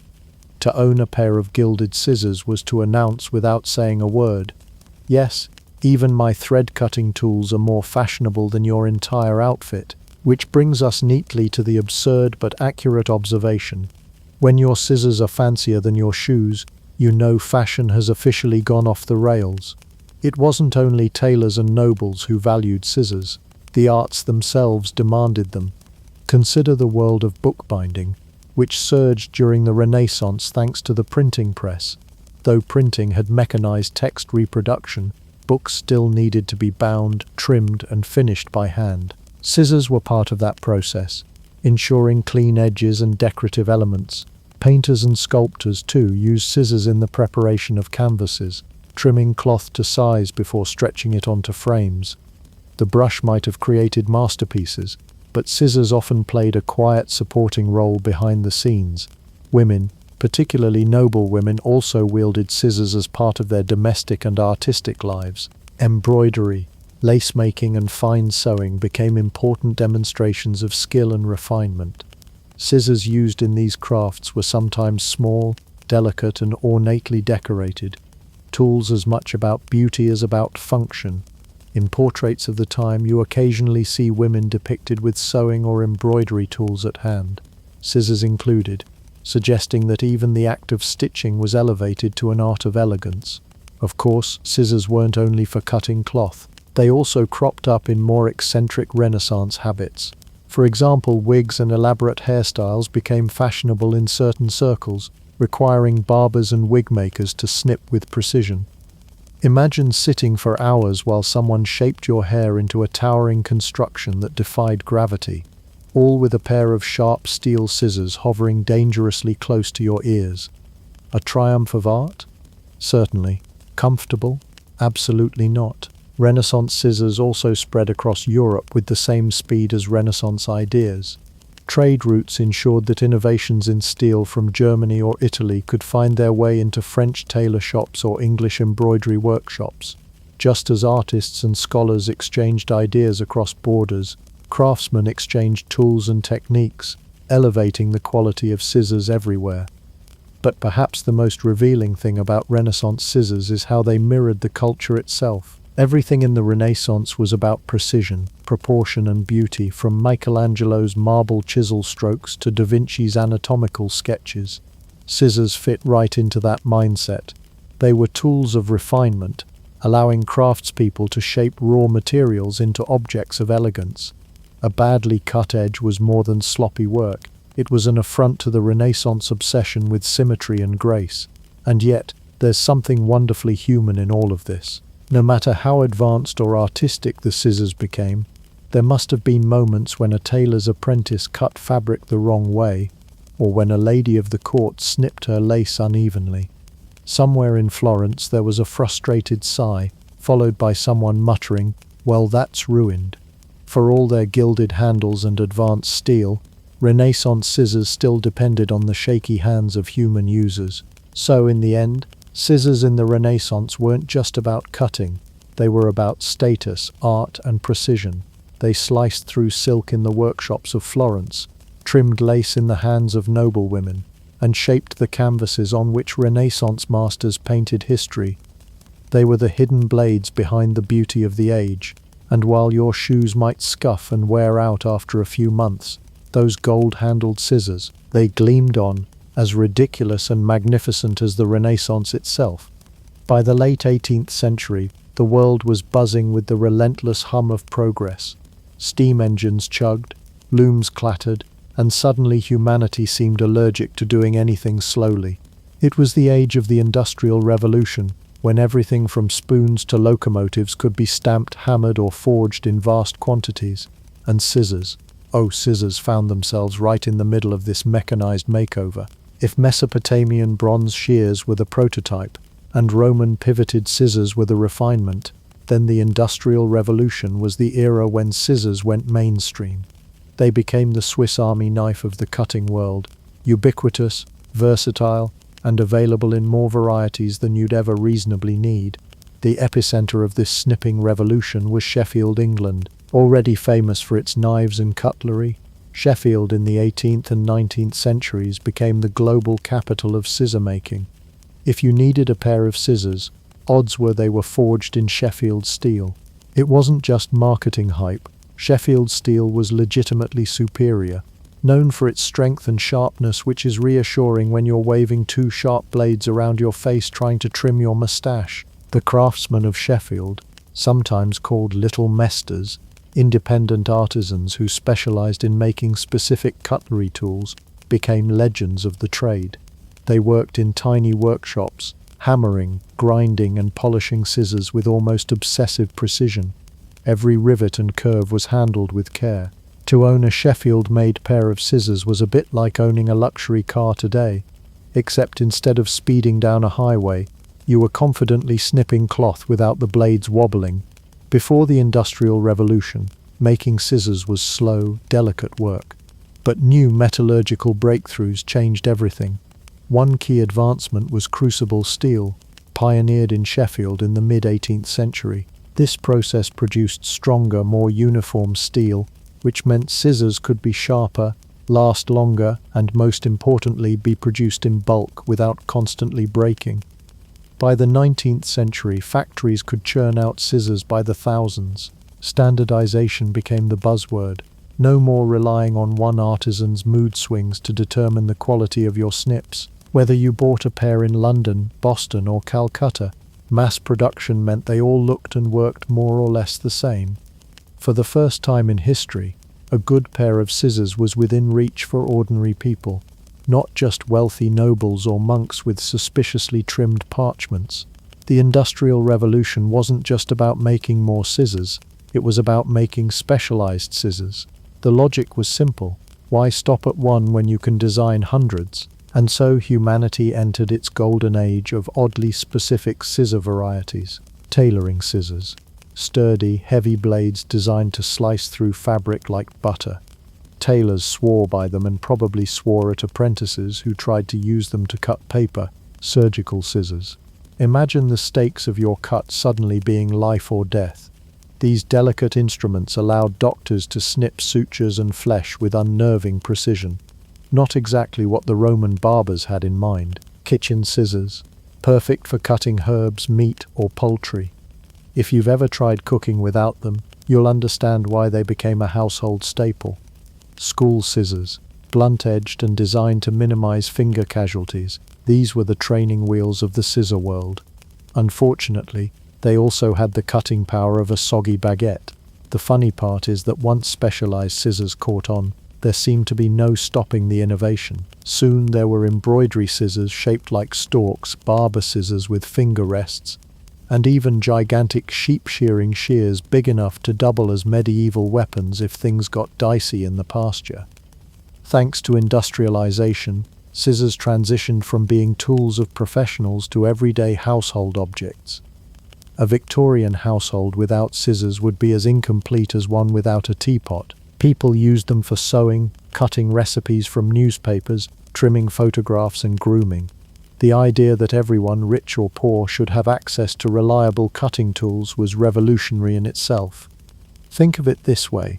Before mass production, scissors were like smartphones today, precious, personal, and relatively rare.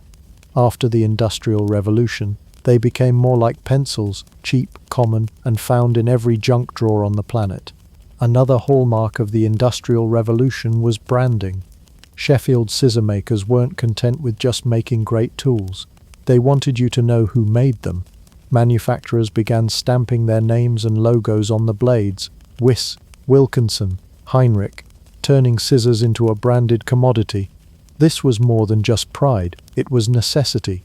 With so many scissors flooding the market, makers needed to stand out, much like sneaker companies today, arguing over who makes the best sole. Scissor makers argued over who had the sharpest, strongest, most ergonomic blades.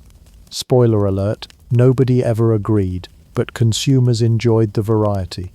By the end of the 19th century, there were scissors for nearly everything you could imagine, and probably some things you couldn't.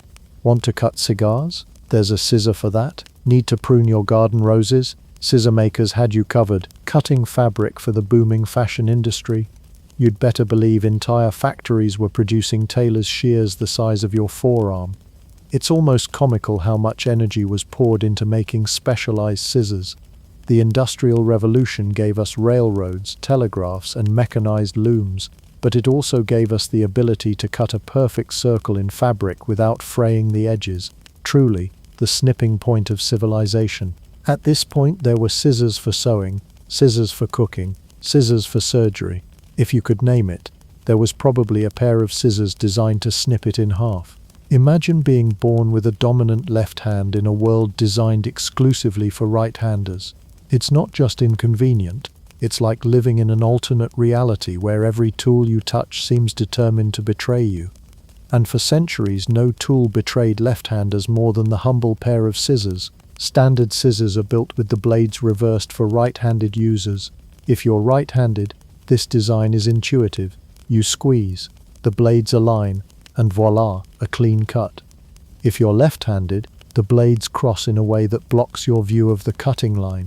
You push the blades apart instead of together, meaning instead of slicing fabric or paper, you end up mangling it.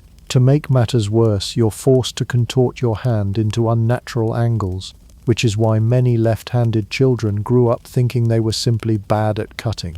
Spoiler: they weren't bad at cutting, the scissors were bad at being fair. The prejudice wasn't just mechanical, it was cultural. Across much of history, left-handedness was seen as suspicious, unlucky, or downright evil. The Latin word sinister literally meant left, and you don't need a linguistics degree to see where that reputation went. Medieval teachers would tie children's left hands behind their backs to force them into right-handed writing. Religious leaders claimed the left hand was the devil's tool. Parents scolded kids who reached for a spoon with the wrong hand. So for centuries, left-handers weren't just navigating social stigma. They were also doomed to botched craft projects, crooked haircut trims, and an endless parade of mangled wrapping paper. It's one thing to be told you're different. It's another to feel it every time you pick up a pair of scissors and realize society has literally engineered against you. It wasn't until the 20th century that someone had the radical thought, what if we just flipped the blades around? Thus, the left-handed scissor was born. Simple idea, right? Reverse the blade alignment, flip the handle ergonomics, and suddenly lefties could cut as cleanly as their right-handed counterparts. But this innovation didn't spread overnight. Left-handed scissors were initially niche, hard to find and more expensive than their mass-produced right-handed cousins. Schools rarely stocked them, meaning left-handed kids were still stuck with frustration and paper full of accidental zigzags. Only later in the century, particularly from the 1960s onward, did manufacturers begin embracing left-handed designs, not just for scissors but for pens, can openers, and even guitars. The lack of left-handed scissors might sound like a minor inconvenience, but in trades where precision cutting was vital, it was a career obstacle. Imagine being a tailor trying to cut fabric straight, or a surgeon slicing through delicate tissue with a blade that fought against your natural grip. These weren't just annoyances, they were barriers to full participation in skilled professions. Even in childhood, the struggles had long-term consequences. Teachers who judged left-handed children for their sloppy work often failed to realize the problem wasn't the child's effort, but the scissors sabotaging them at every snip. Many left-handed students were pushed into believing they lacked skill when in fact they were battling a rigged system. By the late 20th century, attitudes toward left-handedness began to shift. Instead of being seen as sinister or defective, left-handers were rebranded as unique, creative thinkers. After all, Leonardo da Vinci, Jimi Hendrix, and Paul McCartney weren't exactly failures. Along with this cultural shift came a growing demand for left-friendly tools, and scissors finally became part of that revolution. Today, walk into most office supply or craft stores, and you can find left-handed scissors hanging right beside the right-handed versions. For younger generations of lefties, the idea of being doomed to crooked cuts feels almost alien. Yet for anyone who grew up before this shift, the scars of years spent mangling construction paper in school art class are still real. The truth is, scissors turned everyday life into a tiny gladiatorial match for left-handers. Wrapping birthday presents, more like wrestling an octopus. Cutting your own bangs, a gamble between accidental mullet and abstract art. Even kitchen shears could make trimming herbs feel like an endurance sport. And yet lefties persisted. They found hacks, adapted grips, or just quietly muttered curses while producing the world's most unintentionally avant-garde cutouts. When the left-handed scissor finally arrived, it wasn't just a tool, it was vindication, proof that the problem had never been in their hands but in the world's stubborn insistence on designing everything backwards. Today, left-handed scissors are more than just practical, they're symbolic. They represent a broader cultural recognition that not everyone experiences the world the same way, and sometimes the default setting leaves people behind. Something as small as a reversed blade can be the difference between exclusion and empowerment. So while scissors might seem like a trivial detail in the grand sweep of history, for left-handers, they were a daily reminder of being forced to adapt to a world that didn't care to adapt to them. In that sense, the invention of left-handed scissors wasn't just a tool upgrade, it was a long overdue acknowledgement of equality. Because if there's one thing history should teach us, it's this: no one deserves to be cut out of the story just because of the hand they used to hold the scissors. If there's one tool that has managed to stay both humble and indispensable, it's the scissor. From its clunky Bronze Age origins to its sleek Space Age titanium incarnations, the scissor has survived every upheaval history could throw at it.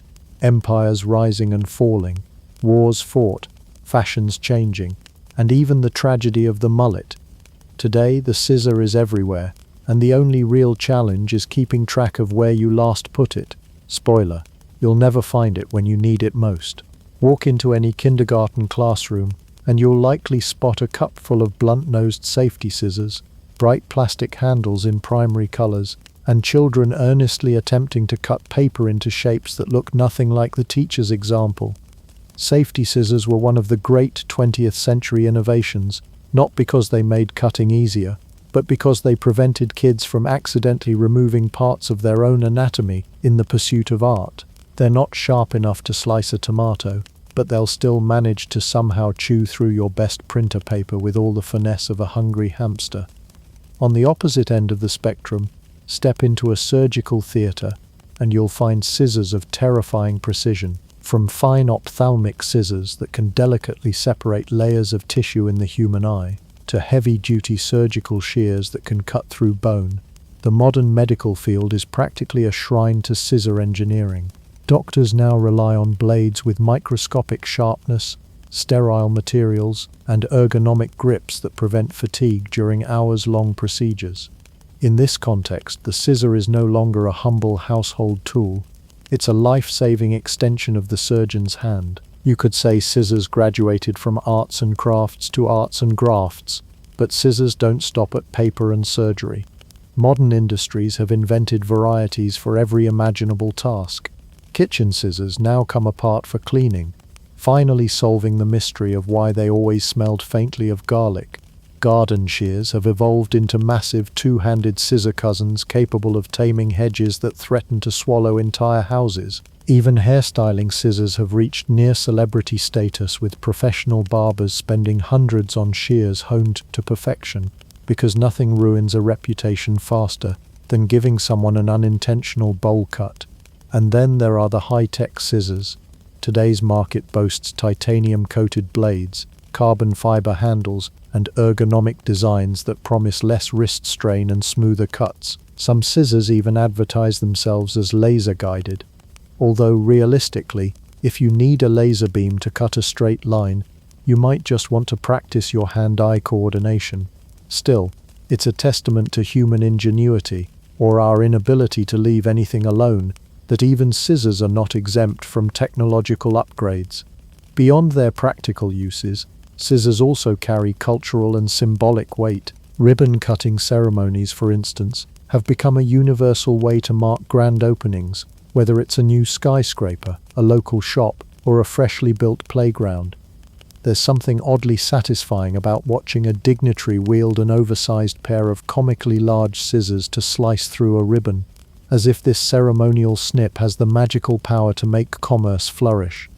In the world of art, scissors remain central to countless crafts. Collage artists, quilters, scrapbookers, and fashion designers all rely on scissors, not just as tools, but as extensions of their creative vision.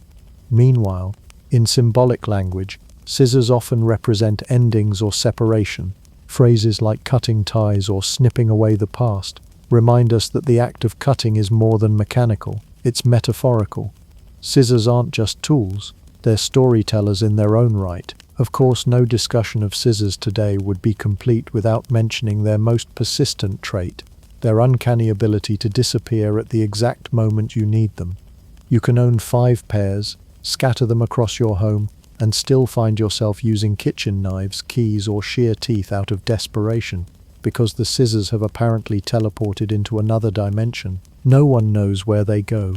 Perhaps there's a parallel universe made entirely of lost scissors and single socks, ruled by a monarch who always has perfectly cut wrapping paper. In short, scissors today embody both the ancient and the modern. They are relics of an invention so perfect in its simplicity that it has endured unchanged in principle for thousands of years, and yet they also exist in the sleek, futuristic world of titanium and ergonomic design. We've gone from bronze blades in ancient Egypt to precision surgical shears and high-tech ergonomic office scissors. And yet, despite all our progress, one thing remains constant. No matter how advanced they get, scissors will still vanish the second you actually need them. Truly, civilization's most enduring mystery.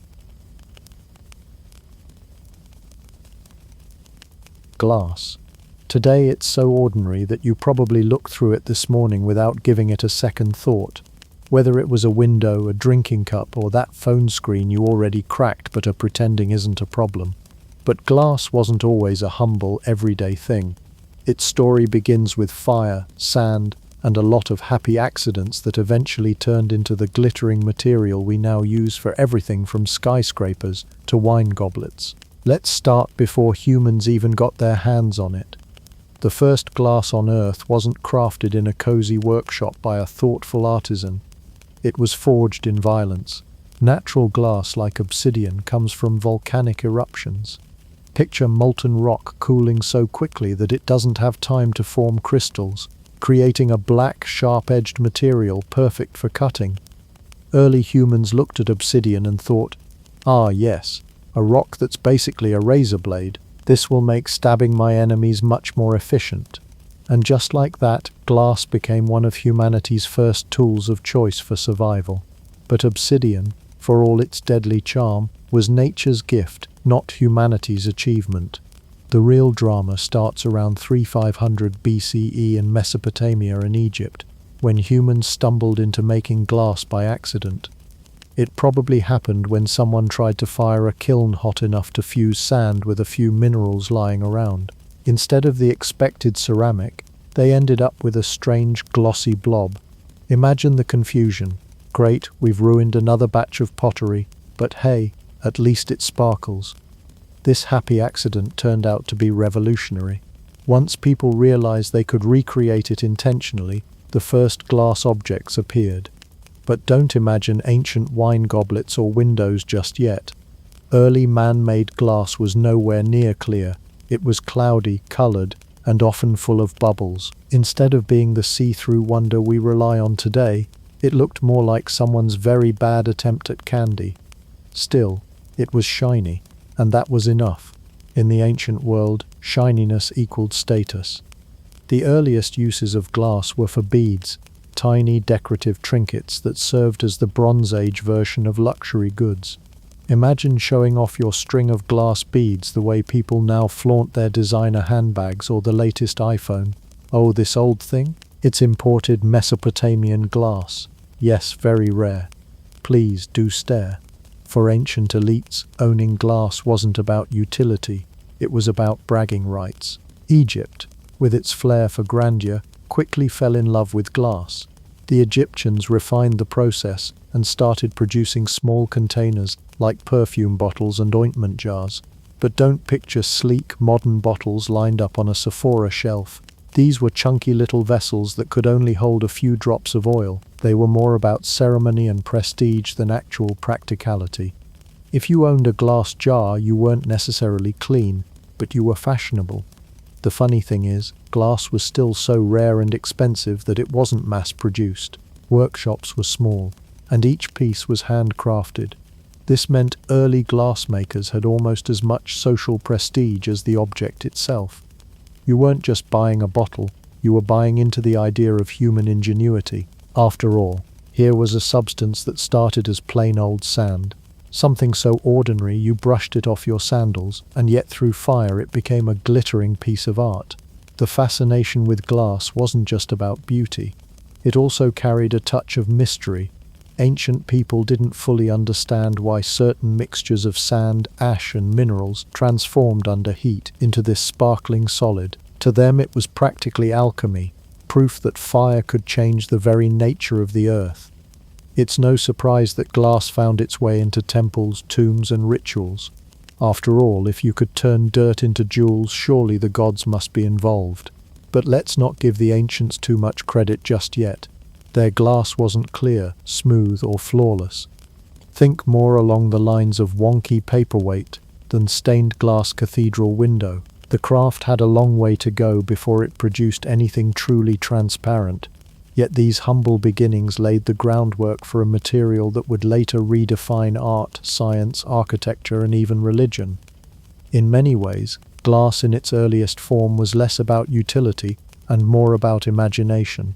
It didn't keep the rain out, it didn't make for better eating utensils, and it certainly wasn't going to help you see clearly, but it captured the human love of sparkle. Ancient elites wanted to surround themselves with things that shimmered in the light, that drew attention, that screamed, "I'm rich, and you're not." Glass, even in its roughest and bubbliest form, ticked all those boxes. And so, from accidental kilns in Mesopotamia to glittering beads in Egypt, the birth of glass was less about solving problems and more about dazzling people. It was fragile, rare, and not particularly practical, but it was beautiful. And in the ancient world, beauty was power. The irony? Back then, glass was prized because it was imperfect and colorful.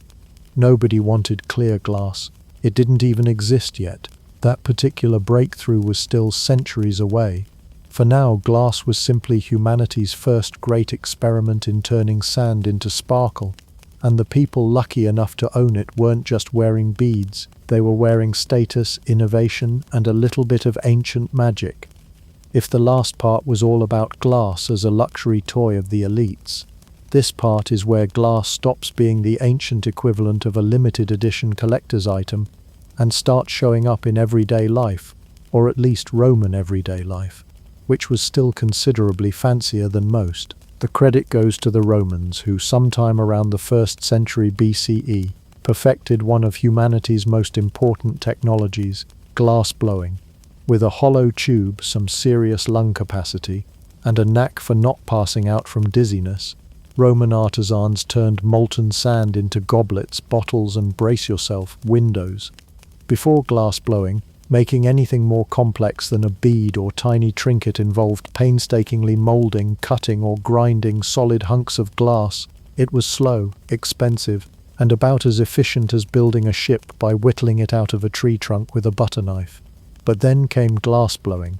which turned out to be the ancient equivalent of switching from dial-up internet to broadband. Suddenly, glass vessels could be made faster, thinner, lighter, and cheaper. The world had entered a new age, where fragile, transparent objects were no longer reserved for kings, but could appear on the tables of Roman merchants, soldiers, and maybe even the occasional farmer who managed to save a few denarii. Of course, the Romans didn't invent glass. Mesopotamians and Egyptians had that covered. But they did what Romans always did best. They borrowed a good idea and then scaled it up until the entire Mediterranean was drowning in it. By establishing workshops from Gaul to Syria, the empire ensured that glass wasn't just a luxury. It was mass-produced, shipped and sold like olive oil or amphorae of wine. Roman merchants could now peddle glassware across Europe, North Africa, and the Middle East. Archaeologists today dig up Roman glass shards everywhere, which means either the empire was spectacularly good at distribution, or Romans were as clumsy with glassware as we are at Christmas parties. Now let's talk about windows. Imagine living in a world where the only thing between you and the weather was a hole in the wall, or if you were fancy, a stretched piece of oiled cloth. That was life before the Romans decided that glass could be more than just drinking vessels. In their homes, particularly the villas of the wealthy, Romans began fitting rooms with sheets of cast or blown glass, creating the first see-through windows. Granted, these weren't the crystal-clear panes you're imagining. Roman window glass was usually cloudy, greenish, and about as transparent as a foggy shower door. But compared to drafty holes in the wall, revolutionary.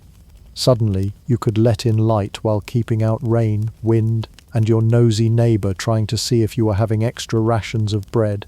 Glass cups and bottles also transformed Roman dining and medicine. Instead of clay or bronze vessels, Romans could now drink from delicate goblets that showed off the color of their wine. It was the Instagram aesthetic of its day. Imagine a Roman noble swirling his Falernian vintage in a translucent cup, basking in the glow of torchlight and thinking, yes, this is peak civilization. Glass bottles, meanwhile, became indispensable for storing perfumes, oils, and medicines. Apothecaries loved them because they didn't absorb smells the way clay did, meaning your fancy imported Egyptian perfume no longer had undertones of last week's fish sauce. But it wasn't just the elite who benefited. Thanks to mass production, glass trickled down to ordinary markets. Archaeological evidence shows that even modest Roman households sometimes owned glass bowls or cups. Of course, you probably still had to be reasonably well off to afford a full glass dinner set. But the fact that a common shopkeeper could dream of it at all was progress. It's kind of like how flat-screen TVs were once billionaire toys and are now stacked in bulk at Walmart. Trade was the lifeblood of the Roman glass industry. Workshops in the eastern Mediterranean, especially Syria and Phoenicia, churned out glassware that traveled thousands of miles across the empire. Merchants shipped it in crates packed with straw, because, shockingly, glass breaks easily, and local markets eagerly stocked the goods. In places like Pompeii, archaeologists have uncovered entire shops that specialized in glass, with shelves stacked high like an ancient Bed Bath and Beyond. Culturally, glass also began to reshape Roman daily life. Public baths used glass bottles for oils and cosmetics. Religious offerings sometimes included glass vessels, left at temples for the gods to admire. Theaters staged plays where props glittered under lamplight thanks to glass accessories. For Romans, glass became both useful and symbolic. It was fragile, beautiful, and a visible marker of sophistication. And while the average Roman probably didn't think too deeply about it, glass also reflected something about empire itself. Just as Rome brought roads, aqueducts, and amphitheaters to conquered lands, it also brought glass. When archaeologists find a delicate goblet fragment in the ruins of some outpost in Britannia, it tells us something profound. Roman soldiers stationed in the damp wilds of Britain still demanded a touch of Mediterranean luxury with their dinner. Even in the fog, they wanted their wine in glass. The funny part, for all their engineering brilliance, the Romans were still very human about it. Glass may have been revolutionary, but it also shattered easily. And unlike a clay jug, once your glass broke, there was no repairing it with a bit of plaster. The result, endless piles of shards. Ancient trash heaps filled with broken goblets suggest Romans faced the same eternal truth we do today. No matter how wonderful glass is, it has a talent for leaping off tables. So, while the Romans conquered nations with their legions, they also conquered interiors with their innovations. Goblets made dining glamorous, bottles made storage practical, and windows made homes feel modern. The empire may have eventually fallen, but its glass, often still intact 2,000 years later, remains as proof that Rome wasn't just about swords and sandals. It was also about sipping wine in style, behind the hazy glow of a greenish window pane. The Romans didn't just conquer nations, they conquered interior design with see-through windows. If you've ever stepped into a Gothic cathedral and had your jaw drop open like you just saw the bill at a modern restaurant, then you know the magic of stained glass. In the Middle Ages, glass wasn't just something to drink out of or peek through. It was a divine spotlight show meant to dazzle, educate, and frankly keep parishioners from falling asleep during very long sermons. Let's back up. By the early Middle Ages, glassmaking in Europe wasn't exactly booming. The fall of Rome had meant the loss of widespread glass workshops, and glass became rare again. But then came Christianity, and Christianity had a knack for turning things into art, drama, and spectacle. What better way to teach stories from the Bible most people couldn't read after all, than through colourful glowing pictures you could literally see written across the walls. Enter stained glass windows, walls of colour that turned cathedrals into kaleidoscopes of light. These windows weren't just decoration, they were holy PowerPoints, projecting biblical lessons through scenes of saints, prophets, angels, and the occasional fire and brimstone reminder of hell. A peasant who couldn't spell his own name could still look up, see a panel of Adam and Eve sheepishly covering themselves with fig leaves and get the point. The technique itself was ingenious. Artisans would mix metal oxides into molten glass to create different hues, copper for green, cobalt for blue, gold for deep red. Then they'd cut the pieces into shapes, arrange them like a puzzle, and solder them together with lead strips. The result? A kind of glowing comic book that came alive whenever sunlight poured through. And the symbolism, oh the symbolism. Blue was the colour of the Virgin Mary.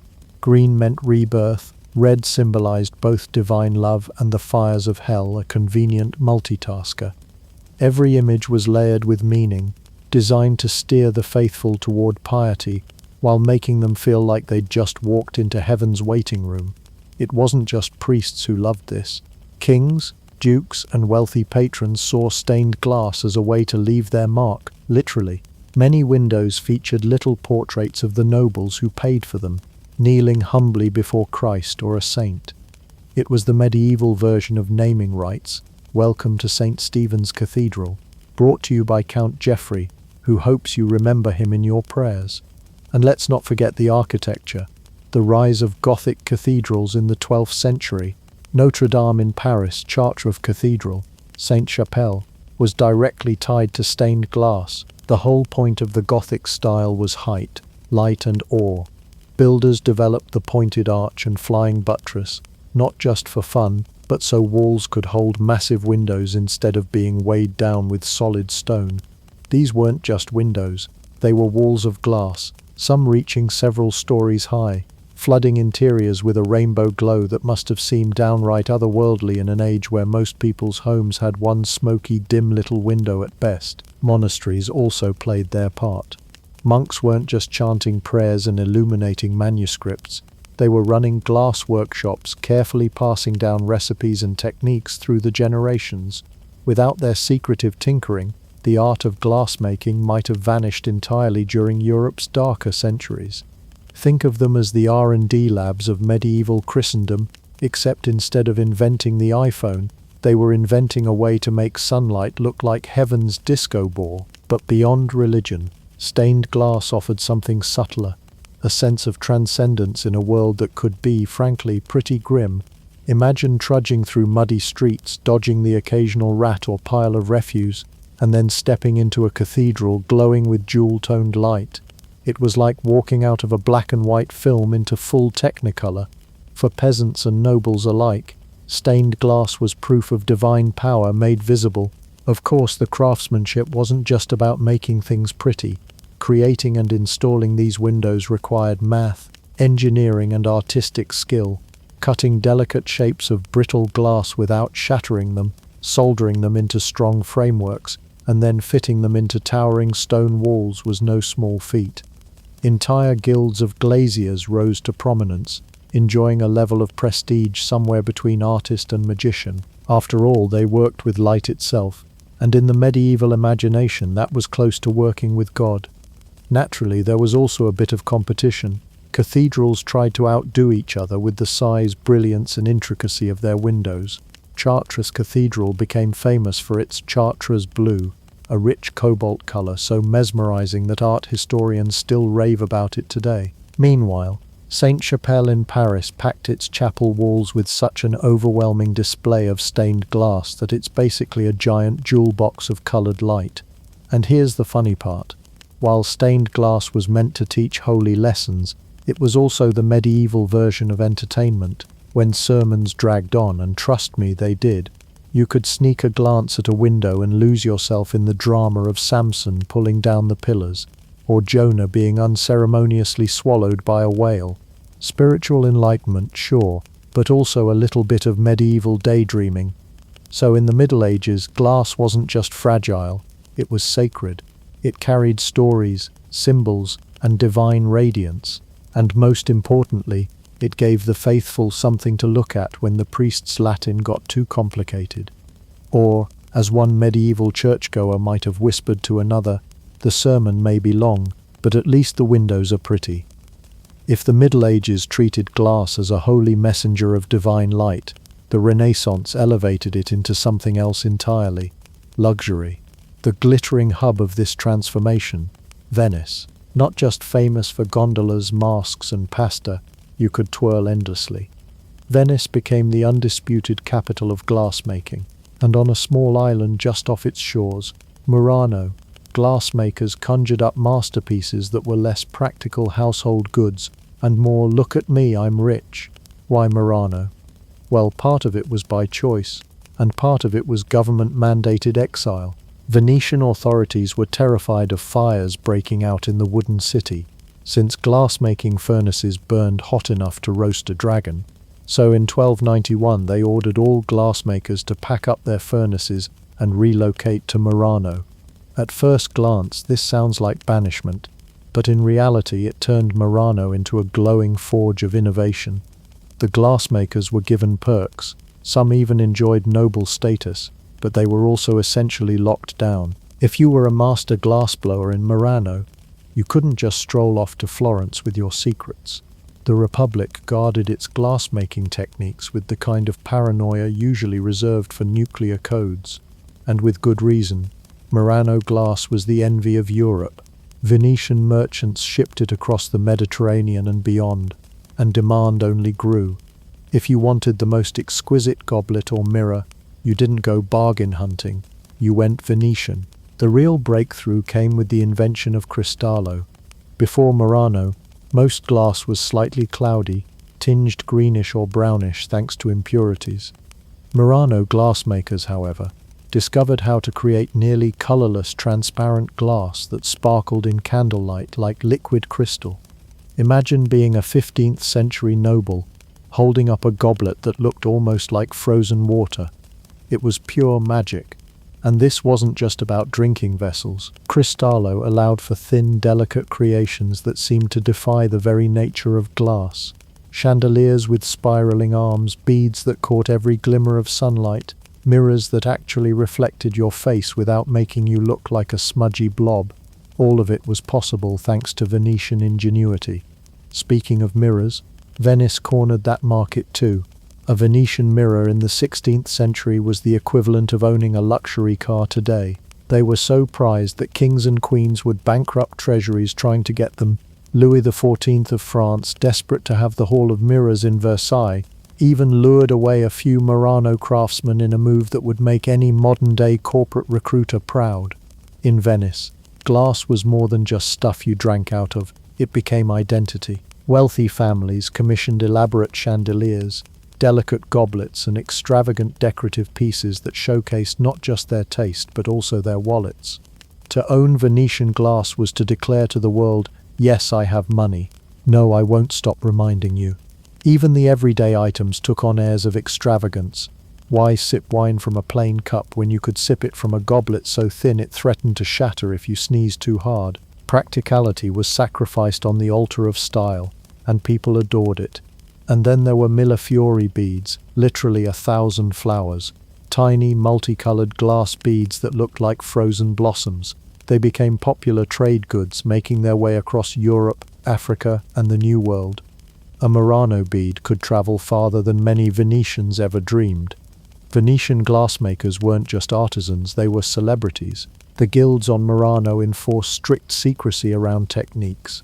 But within those walls, innovation thrived. Masters experimented with color, form, and new designs, creating pieces that left foreign ambassadors gasping. Some glassmakers grew so wealthy and influential that their daughters married into Venetian nobility. Imagine that, blowing glass so beautifully that your kid gets to marry a count. Of course, this fame came with strings. The glassmakers lived like pampered prisoners. Escape the island, and you risk death or mutilation. It was a gilded cage, but one filled with the sound of crackling furnaces and the shimmer of molten art. When travelers arrived in Venice, they weren't just coming for gondola rides under the moonlight. They wanted to shop. Venetian merchants knew how to display glass as spectacle. Shops became showcases of glittering goblets and shimmering beads. Essentially the Renaissance version of a luxury boutique. Tourists left with trinkets, not unlike the "I Love Venice" t-shirts of today. Except these trinkets cost a fortune and were guarded like crown jewels. Venice didn't just make pasta and gondolas, it invented the world's first luxury glassware showroom. Owning Murano glass wasn't about hydration or illumination, it was about showing off. A chandelier wasn't just a light source, it was a statement. My glassmaker is better than yours. And if you had a Venetian mirror, you weren't checking your reflection, you were checking your bank account balance, because only the truly wealthy could afford one. From the 14th to 17th centuries, Murano glass dominated Europe, a blend of secrecy, artistry, and shameless luxury branding. In a way, it set the stage for the modern luxury goods industry. Swap goblets for Gucci handbags, and you've got the same story. Exclusive techniques, heavily guarded secrets, and products that shout, "I have money and you don't." Venice turned molten sand into shimmering status symbols. And the funny thing? It worked. Even today, Murano glass remains synonymous with artistry and extravagance. Back then, though, it wasn't just about beauty, it was about empire. Venice didn't just conquer seas, it conquered living rooms and dining tables, one goblet at a time.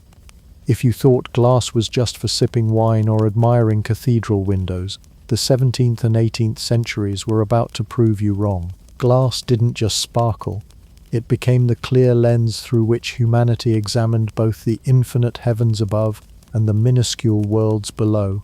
With a little help from this fragile material, science marched into the Enlightenment, armed not only with big ideas, but also with shiny tubes, polished lenses, and enough breakable lab equipment to keep future museum curators busy. Let's start with the microscope, one of glass's greatest contributions to the age of discovery. In the late 16th century, Dutch spectacle makers Hans and Zacharias Janssen stacked lenses together and stumbled upon a contraption that could make fleas look like fearsome monsters. Before this, nobody had a clue what a cell was. People just assumed bodies were a mix of humors sloshing around like soup in a bowl. But once glass lenses gave scientists the power to peer into the tiny, a whole new universe opened up. Robert Hooke's 1665 book Micrographia blew minds across Europe by showing detailed illustrations of insects and cork cells. Suddenly, naturalists weren't just relying on imagination, they could actually see.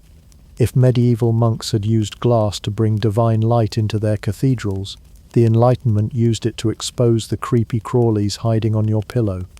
On the opposite end of the size spectrum, telescopes turned glass into humanity's cosmic periscope. In 1609, Galileo Galilei, armed with a homemade telescope cobbled together from glass lenses, tilted his device skyward. What he saw was nothing short of heretical.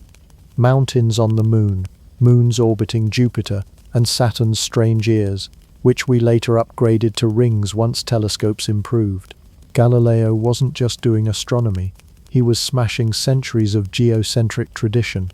Thanks to glass, the heavens were no longer perfect and unchanging, but dynamic, messy and real. Imagine the Pope's reaction when Galileo showed him sketches of the moon's craters. Are you sure your lens isn't just dirty? Glass didn't just aid in peeping through the big and small, it revolutionized laboratories too. Before this period, alchemy was still stumbling around in smoky dens with bubbling cauldrons and cryptic symbols. The arrival of glassware, beakers, flasks, pipettes, turned mystical guesswork into systematic chemistry. Transparent containers meant experiments could actually be observed, not just smelled when something caught fire. Scientists could track reactions, distill liquids, and measure volumes with precision, laying the foundation for modern chemistry. The alchemist's cauldron gave way to the chemist's glass beaker, and in the process, science got a wardrobe upgrade. Glass also helped the Enlightenment harness another force of nature, light itself. Isaac Newton famously used a prism, just a triangular chunk of glass, to split white light into its rainbow components. Before this, people thought sunlight was pure and simple. Newton showed it was a cosmic fruit salad of colors, each bendable and measurable. That discovery wasn't just a party trick, it laid the groundwork for optics, physics, and even how we understand the electromagnetic spectrum today. So next time you see sunlight bouncing off a CD into a rainbow, thank a hunk of glass from the 1600s. But glass wasn't always an obedient assistant. It had its quirks. Early lenses were plagued with distortions that made stars look smeared and cells look like blobs. Correcting these issues required even better craftsmanship, which in turn pushed glassmakers to refine their skills. The scientific revolution wasn't just scientists scribbling notes in dusty journals. It was also glassblowers hunched over fiery furnaces, trying to coax molten silica into shapes worthy of precision. Every time Newton or Galileo had a eureka moment, some anonymous artisan had already sweated buckets to make the perfect lens. Beyond optics, glass even shaped medical science. Physicians began using glass containers to collect and analyze urine samples, giving birth to diagnostics that extended beyond the classic sniff test. Apothecaries stored medicines in stoppered glass jars instead of leaky clay pots, which meant patients had at least a fighting chance of not dying from accidental mold poisoning. Slowly, glass was turning medicine into something less medieval and more methodical. Of course, as with all shiny new tools, glass also inspired some wild experiments.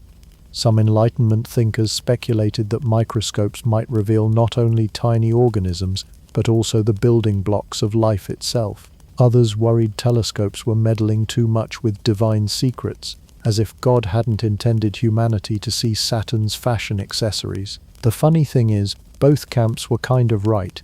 Glass had turned into the great revealer, exposing things both awe-inspiring and unsettling.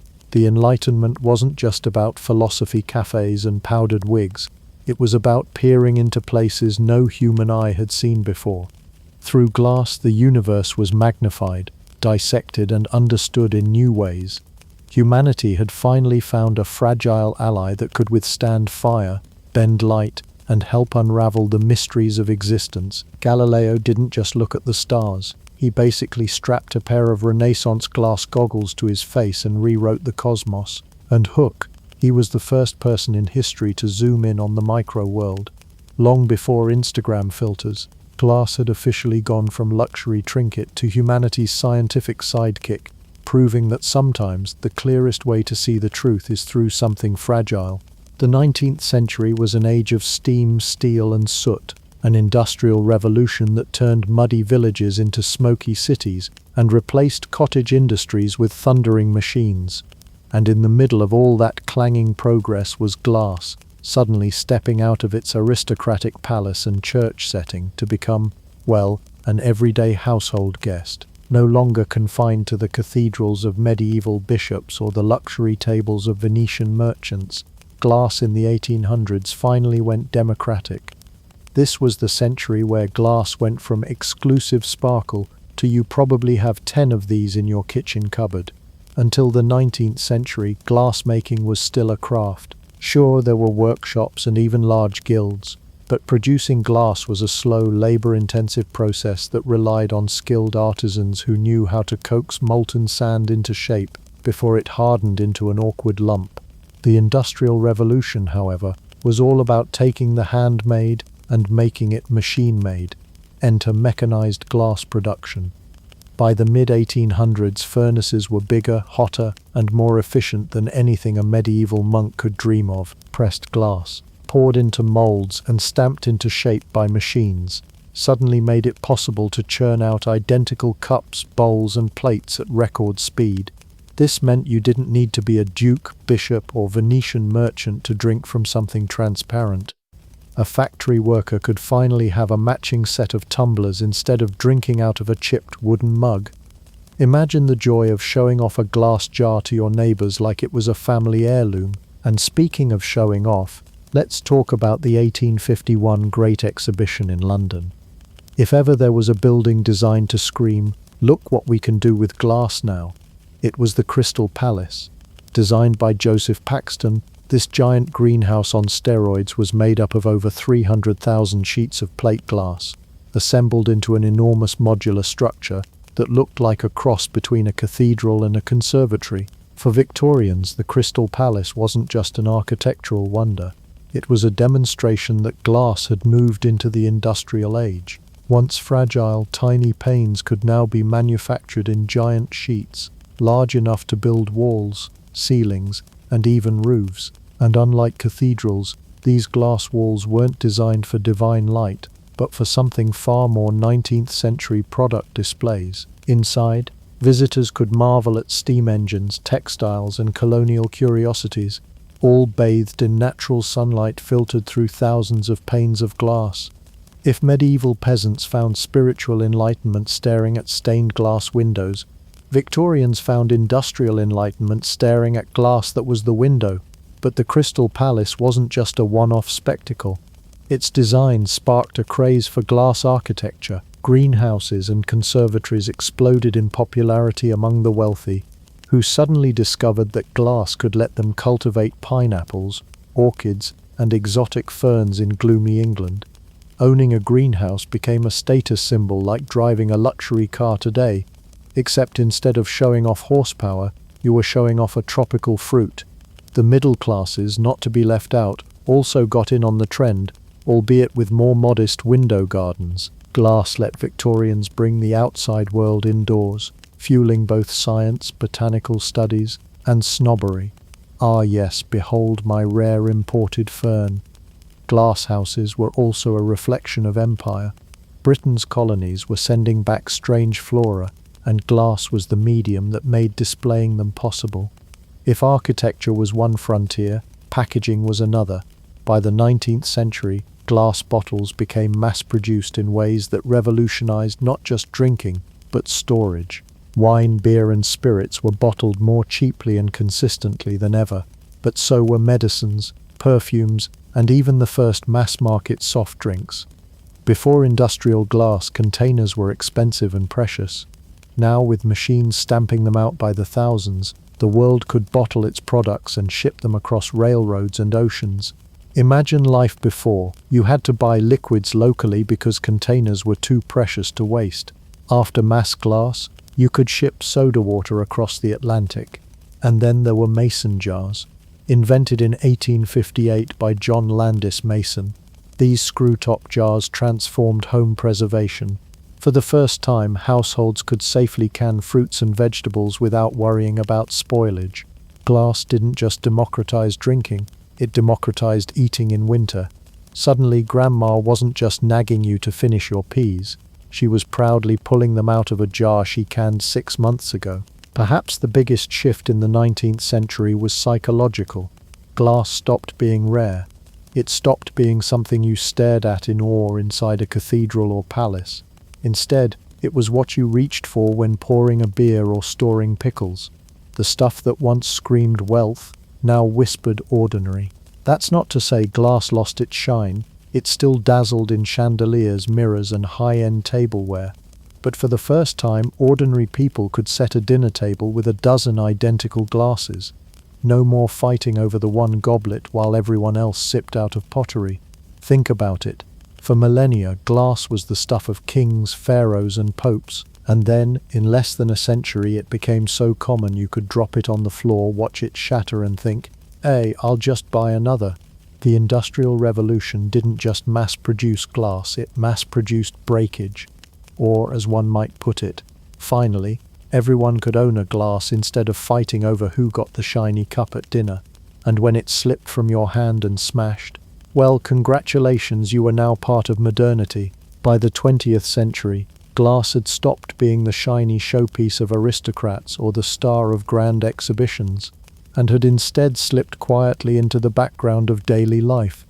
But don't let its humble presence fool you. Glass was about to make its most impressive leap yet, evolving from decorative baubles and window panes into a cornerstone of modern technology. If you've ever looked through a skyscraper's facade, tapped on your smartphone, or relied on fiber optics to stream cat videos in high definition, you've already been shaped by glass's second golden age. For most of history, glass came with one major drawback. If you sneezed too hard near it, it shattered. That's less than ideal when you're making bottles, buildings, or later cars. Enter safety glass. In 1903, French chemist Edouard Benedictus accidentally dropped a flask coated with plastic cellulose. Instead of shattering, the flask cracked but held together, like a bad marriage that somehow refuses to split apart.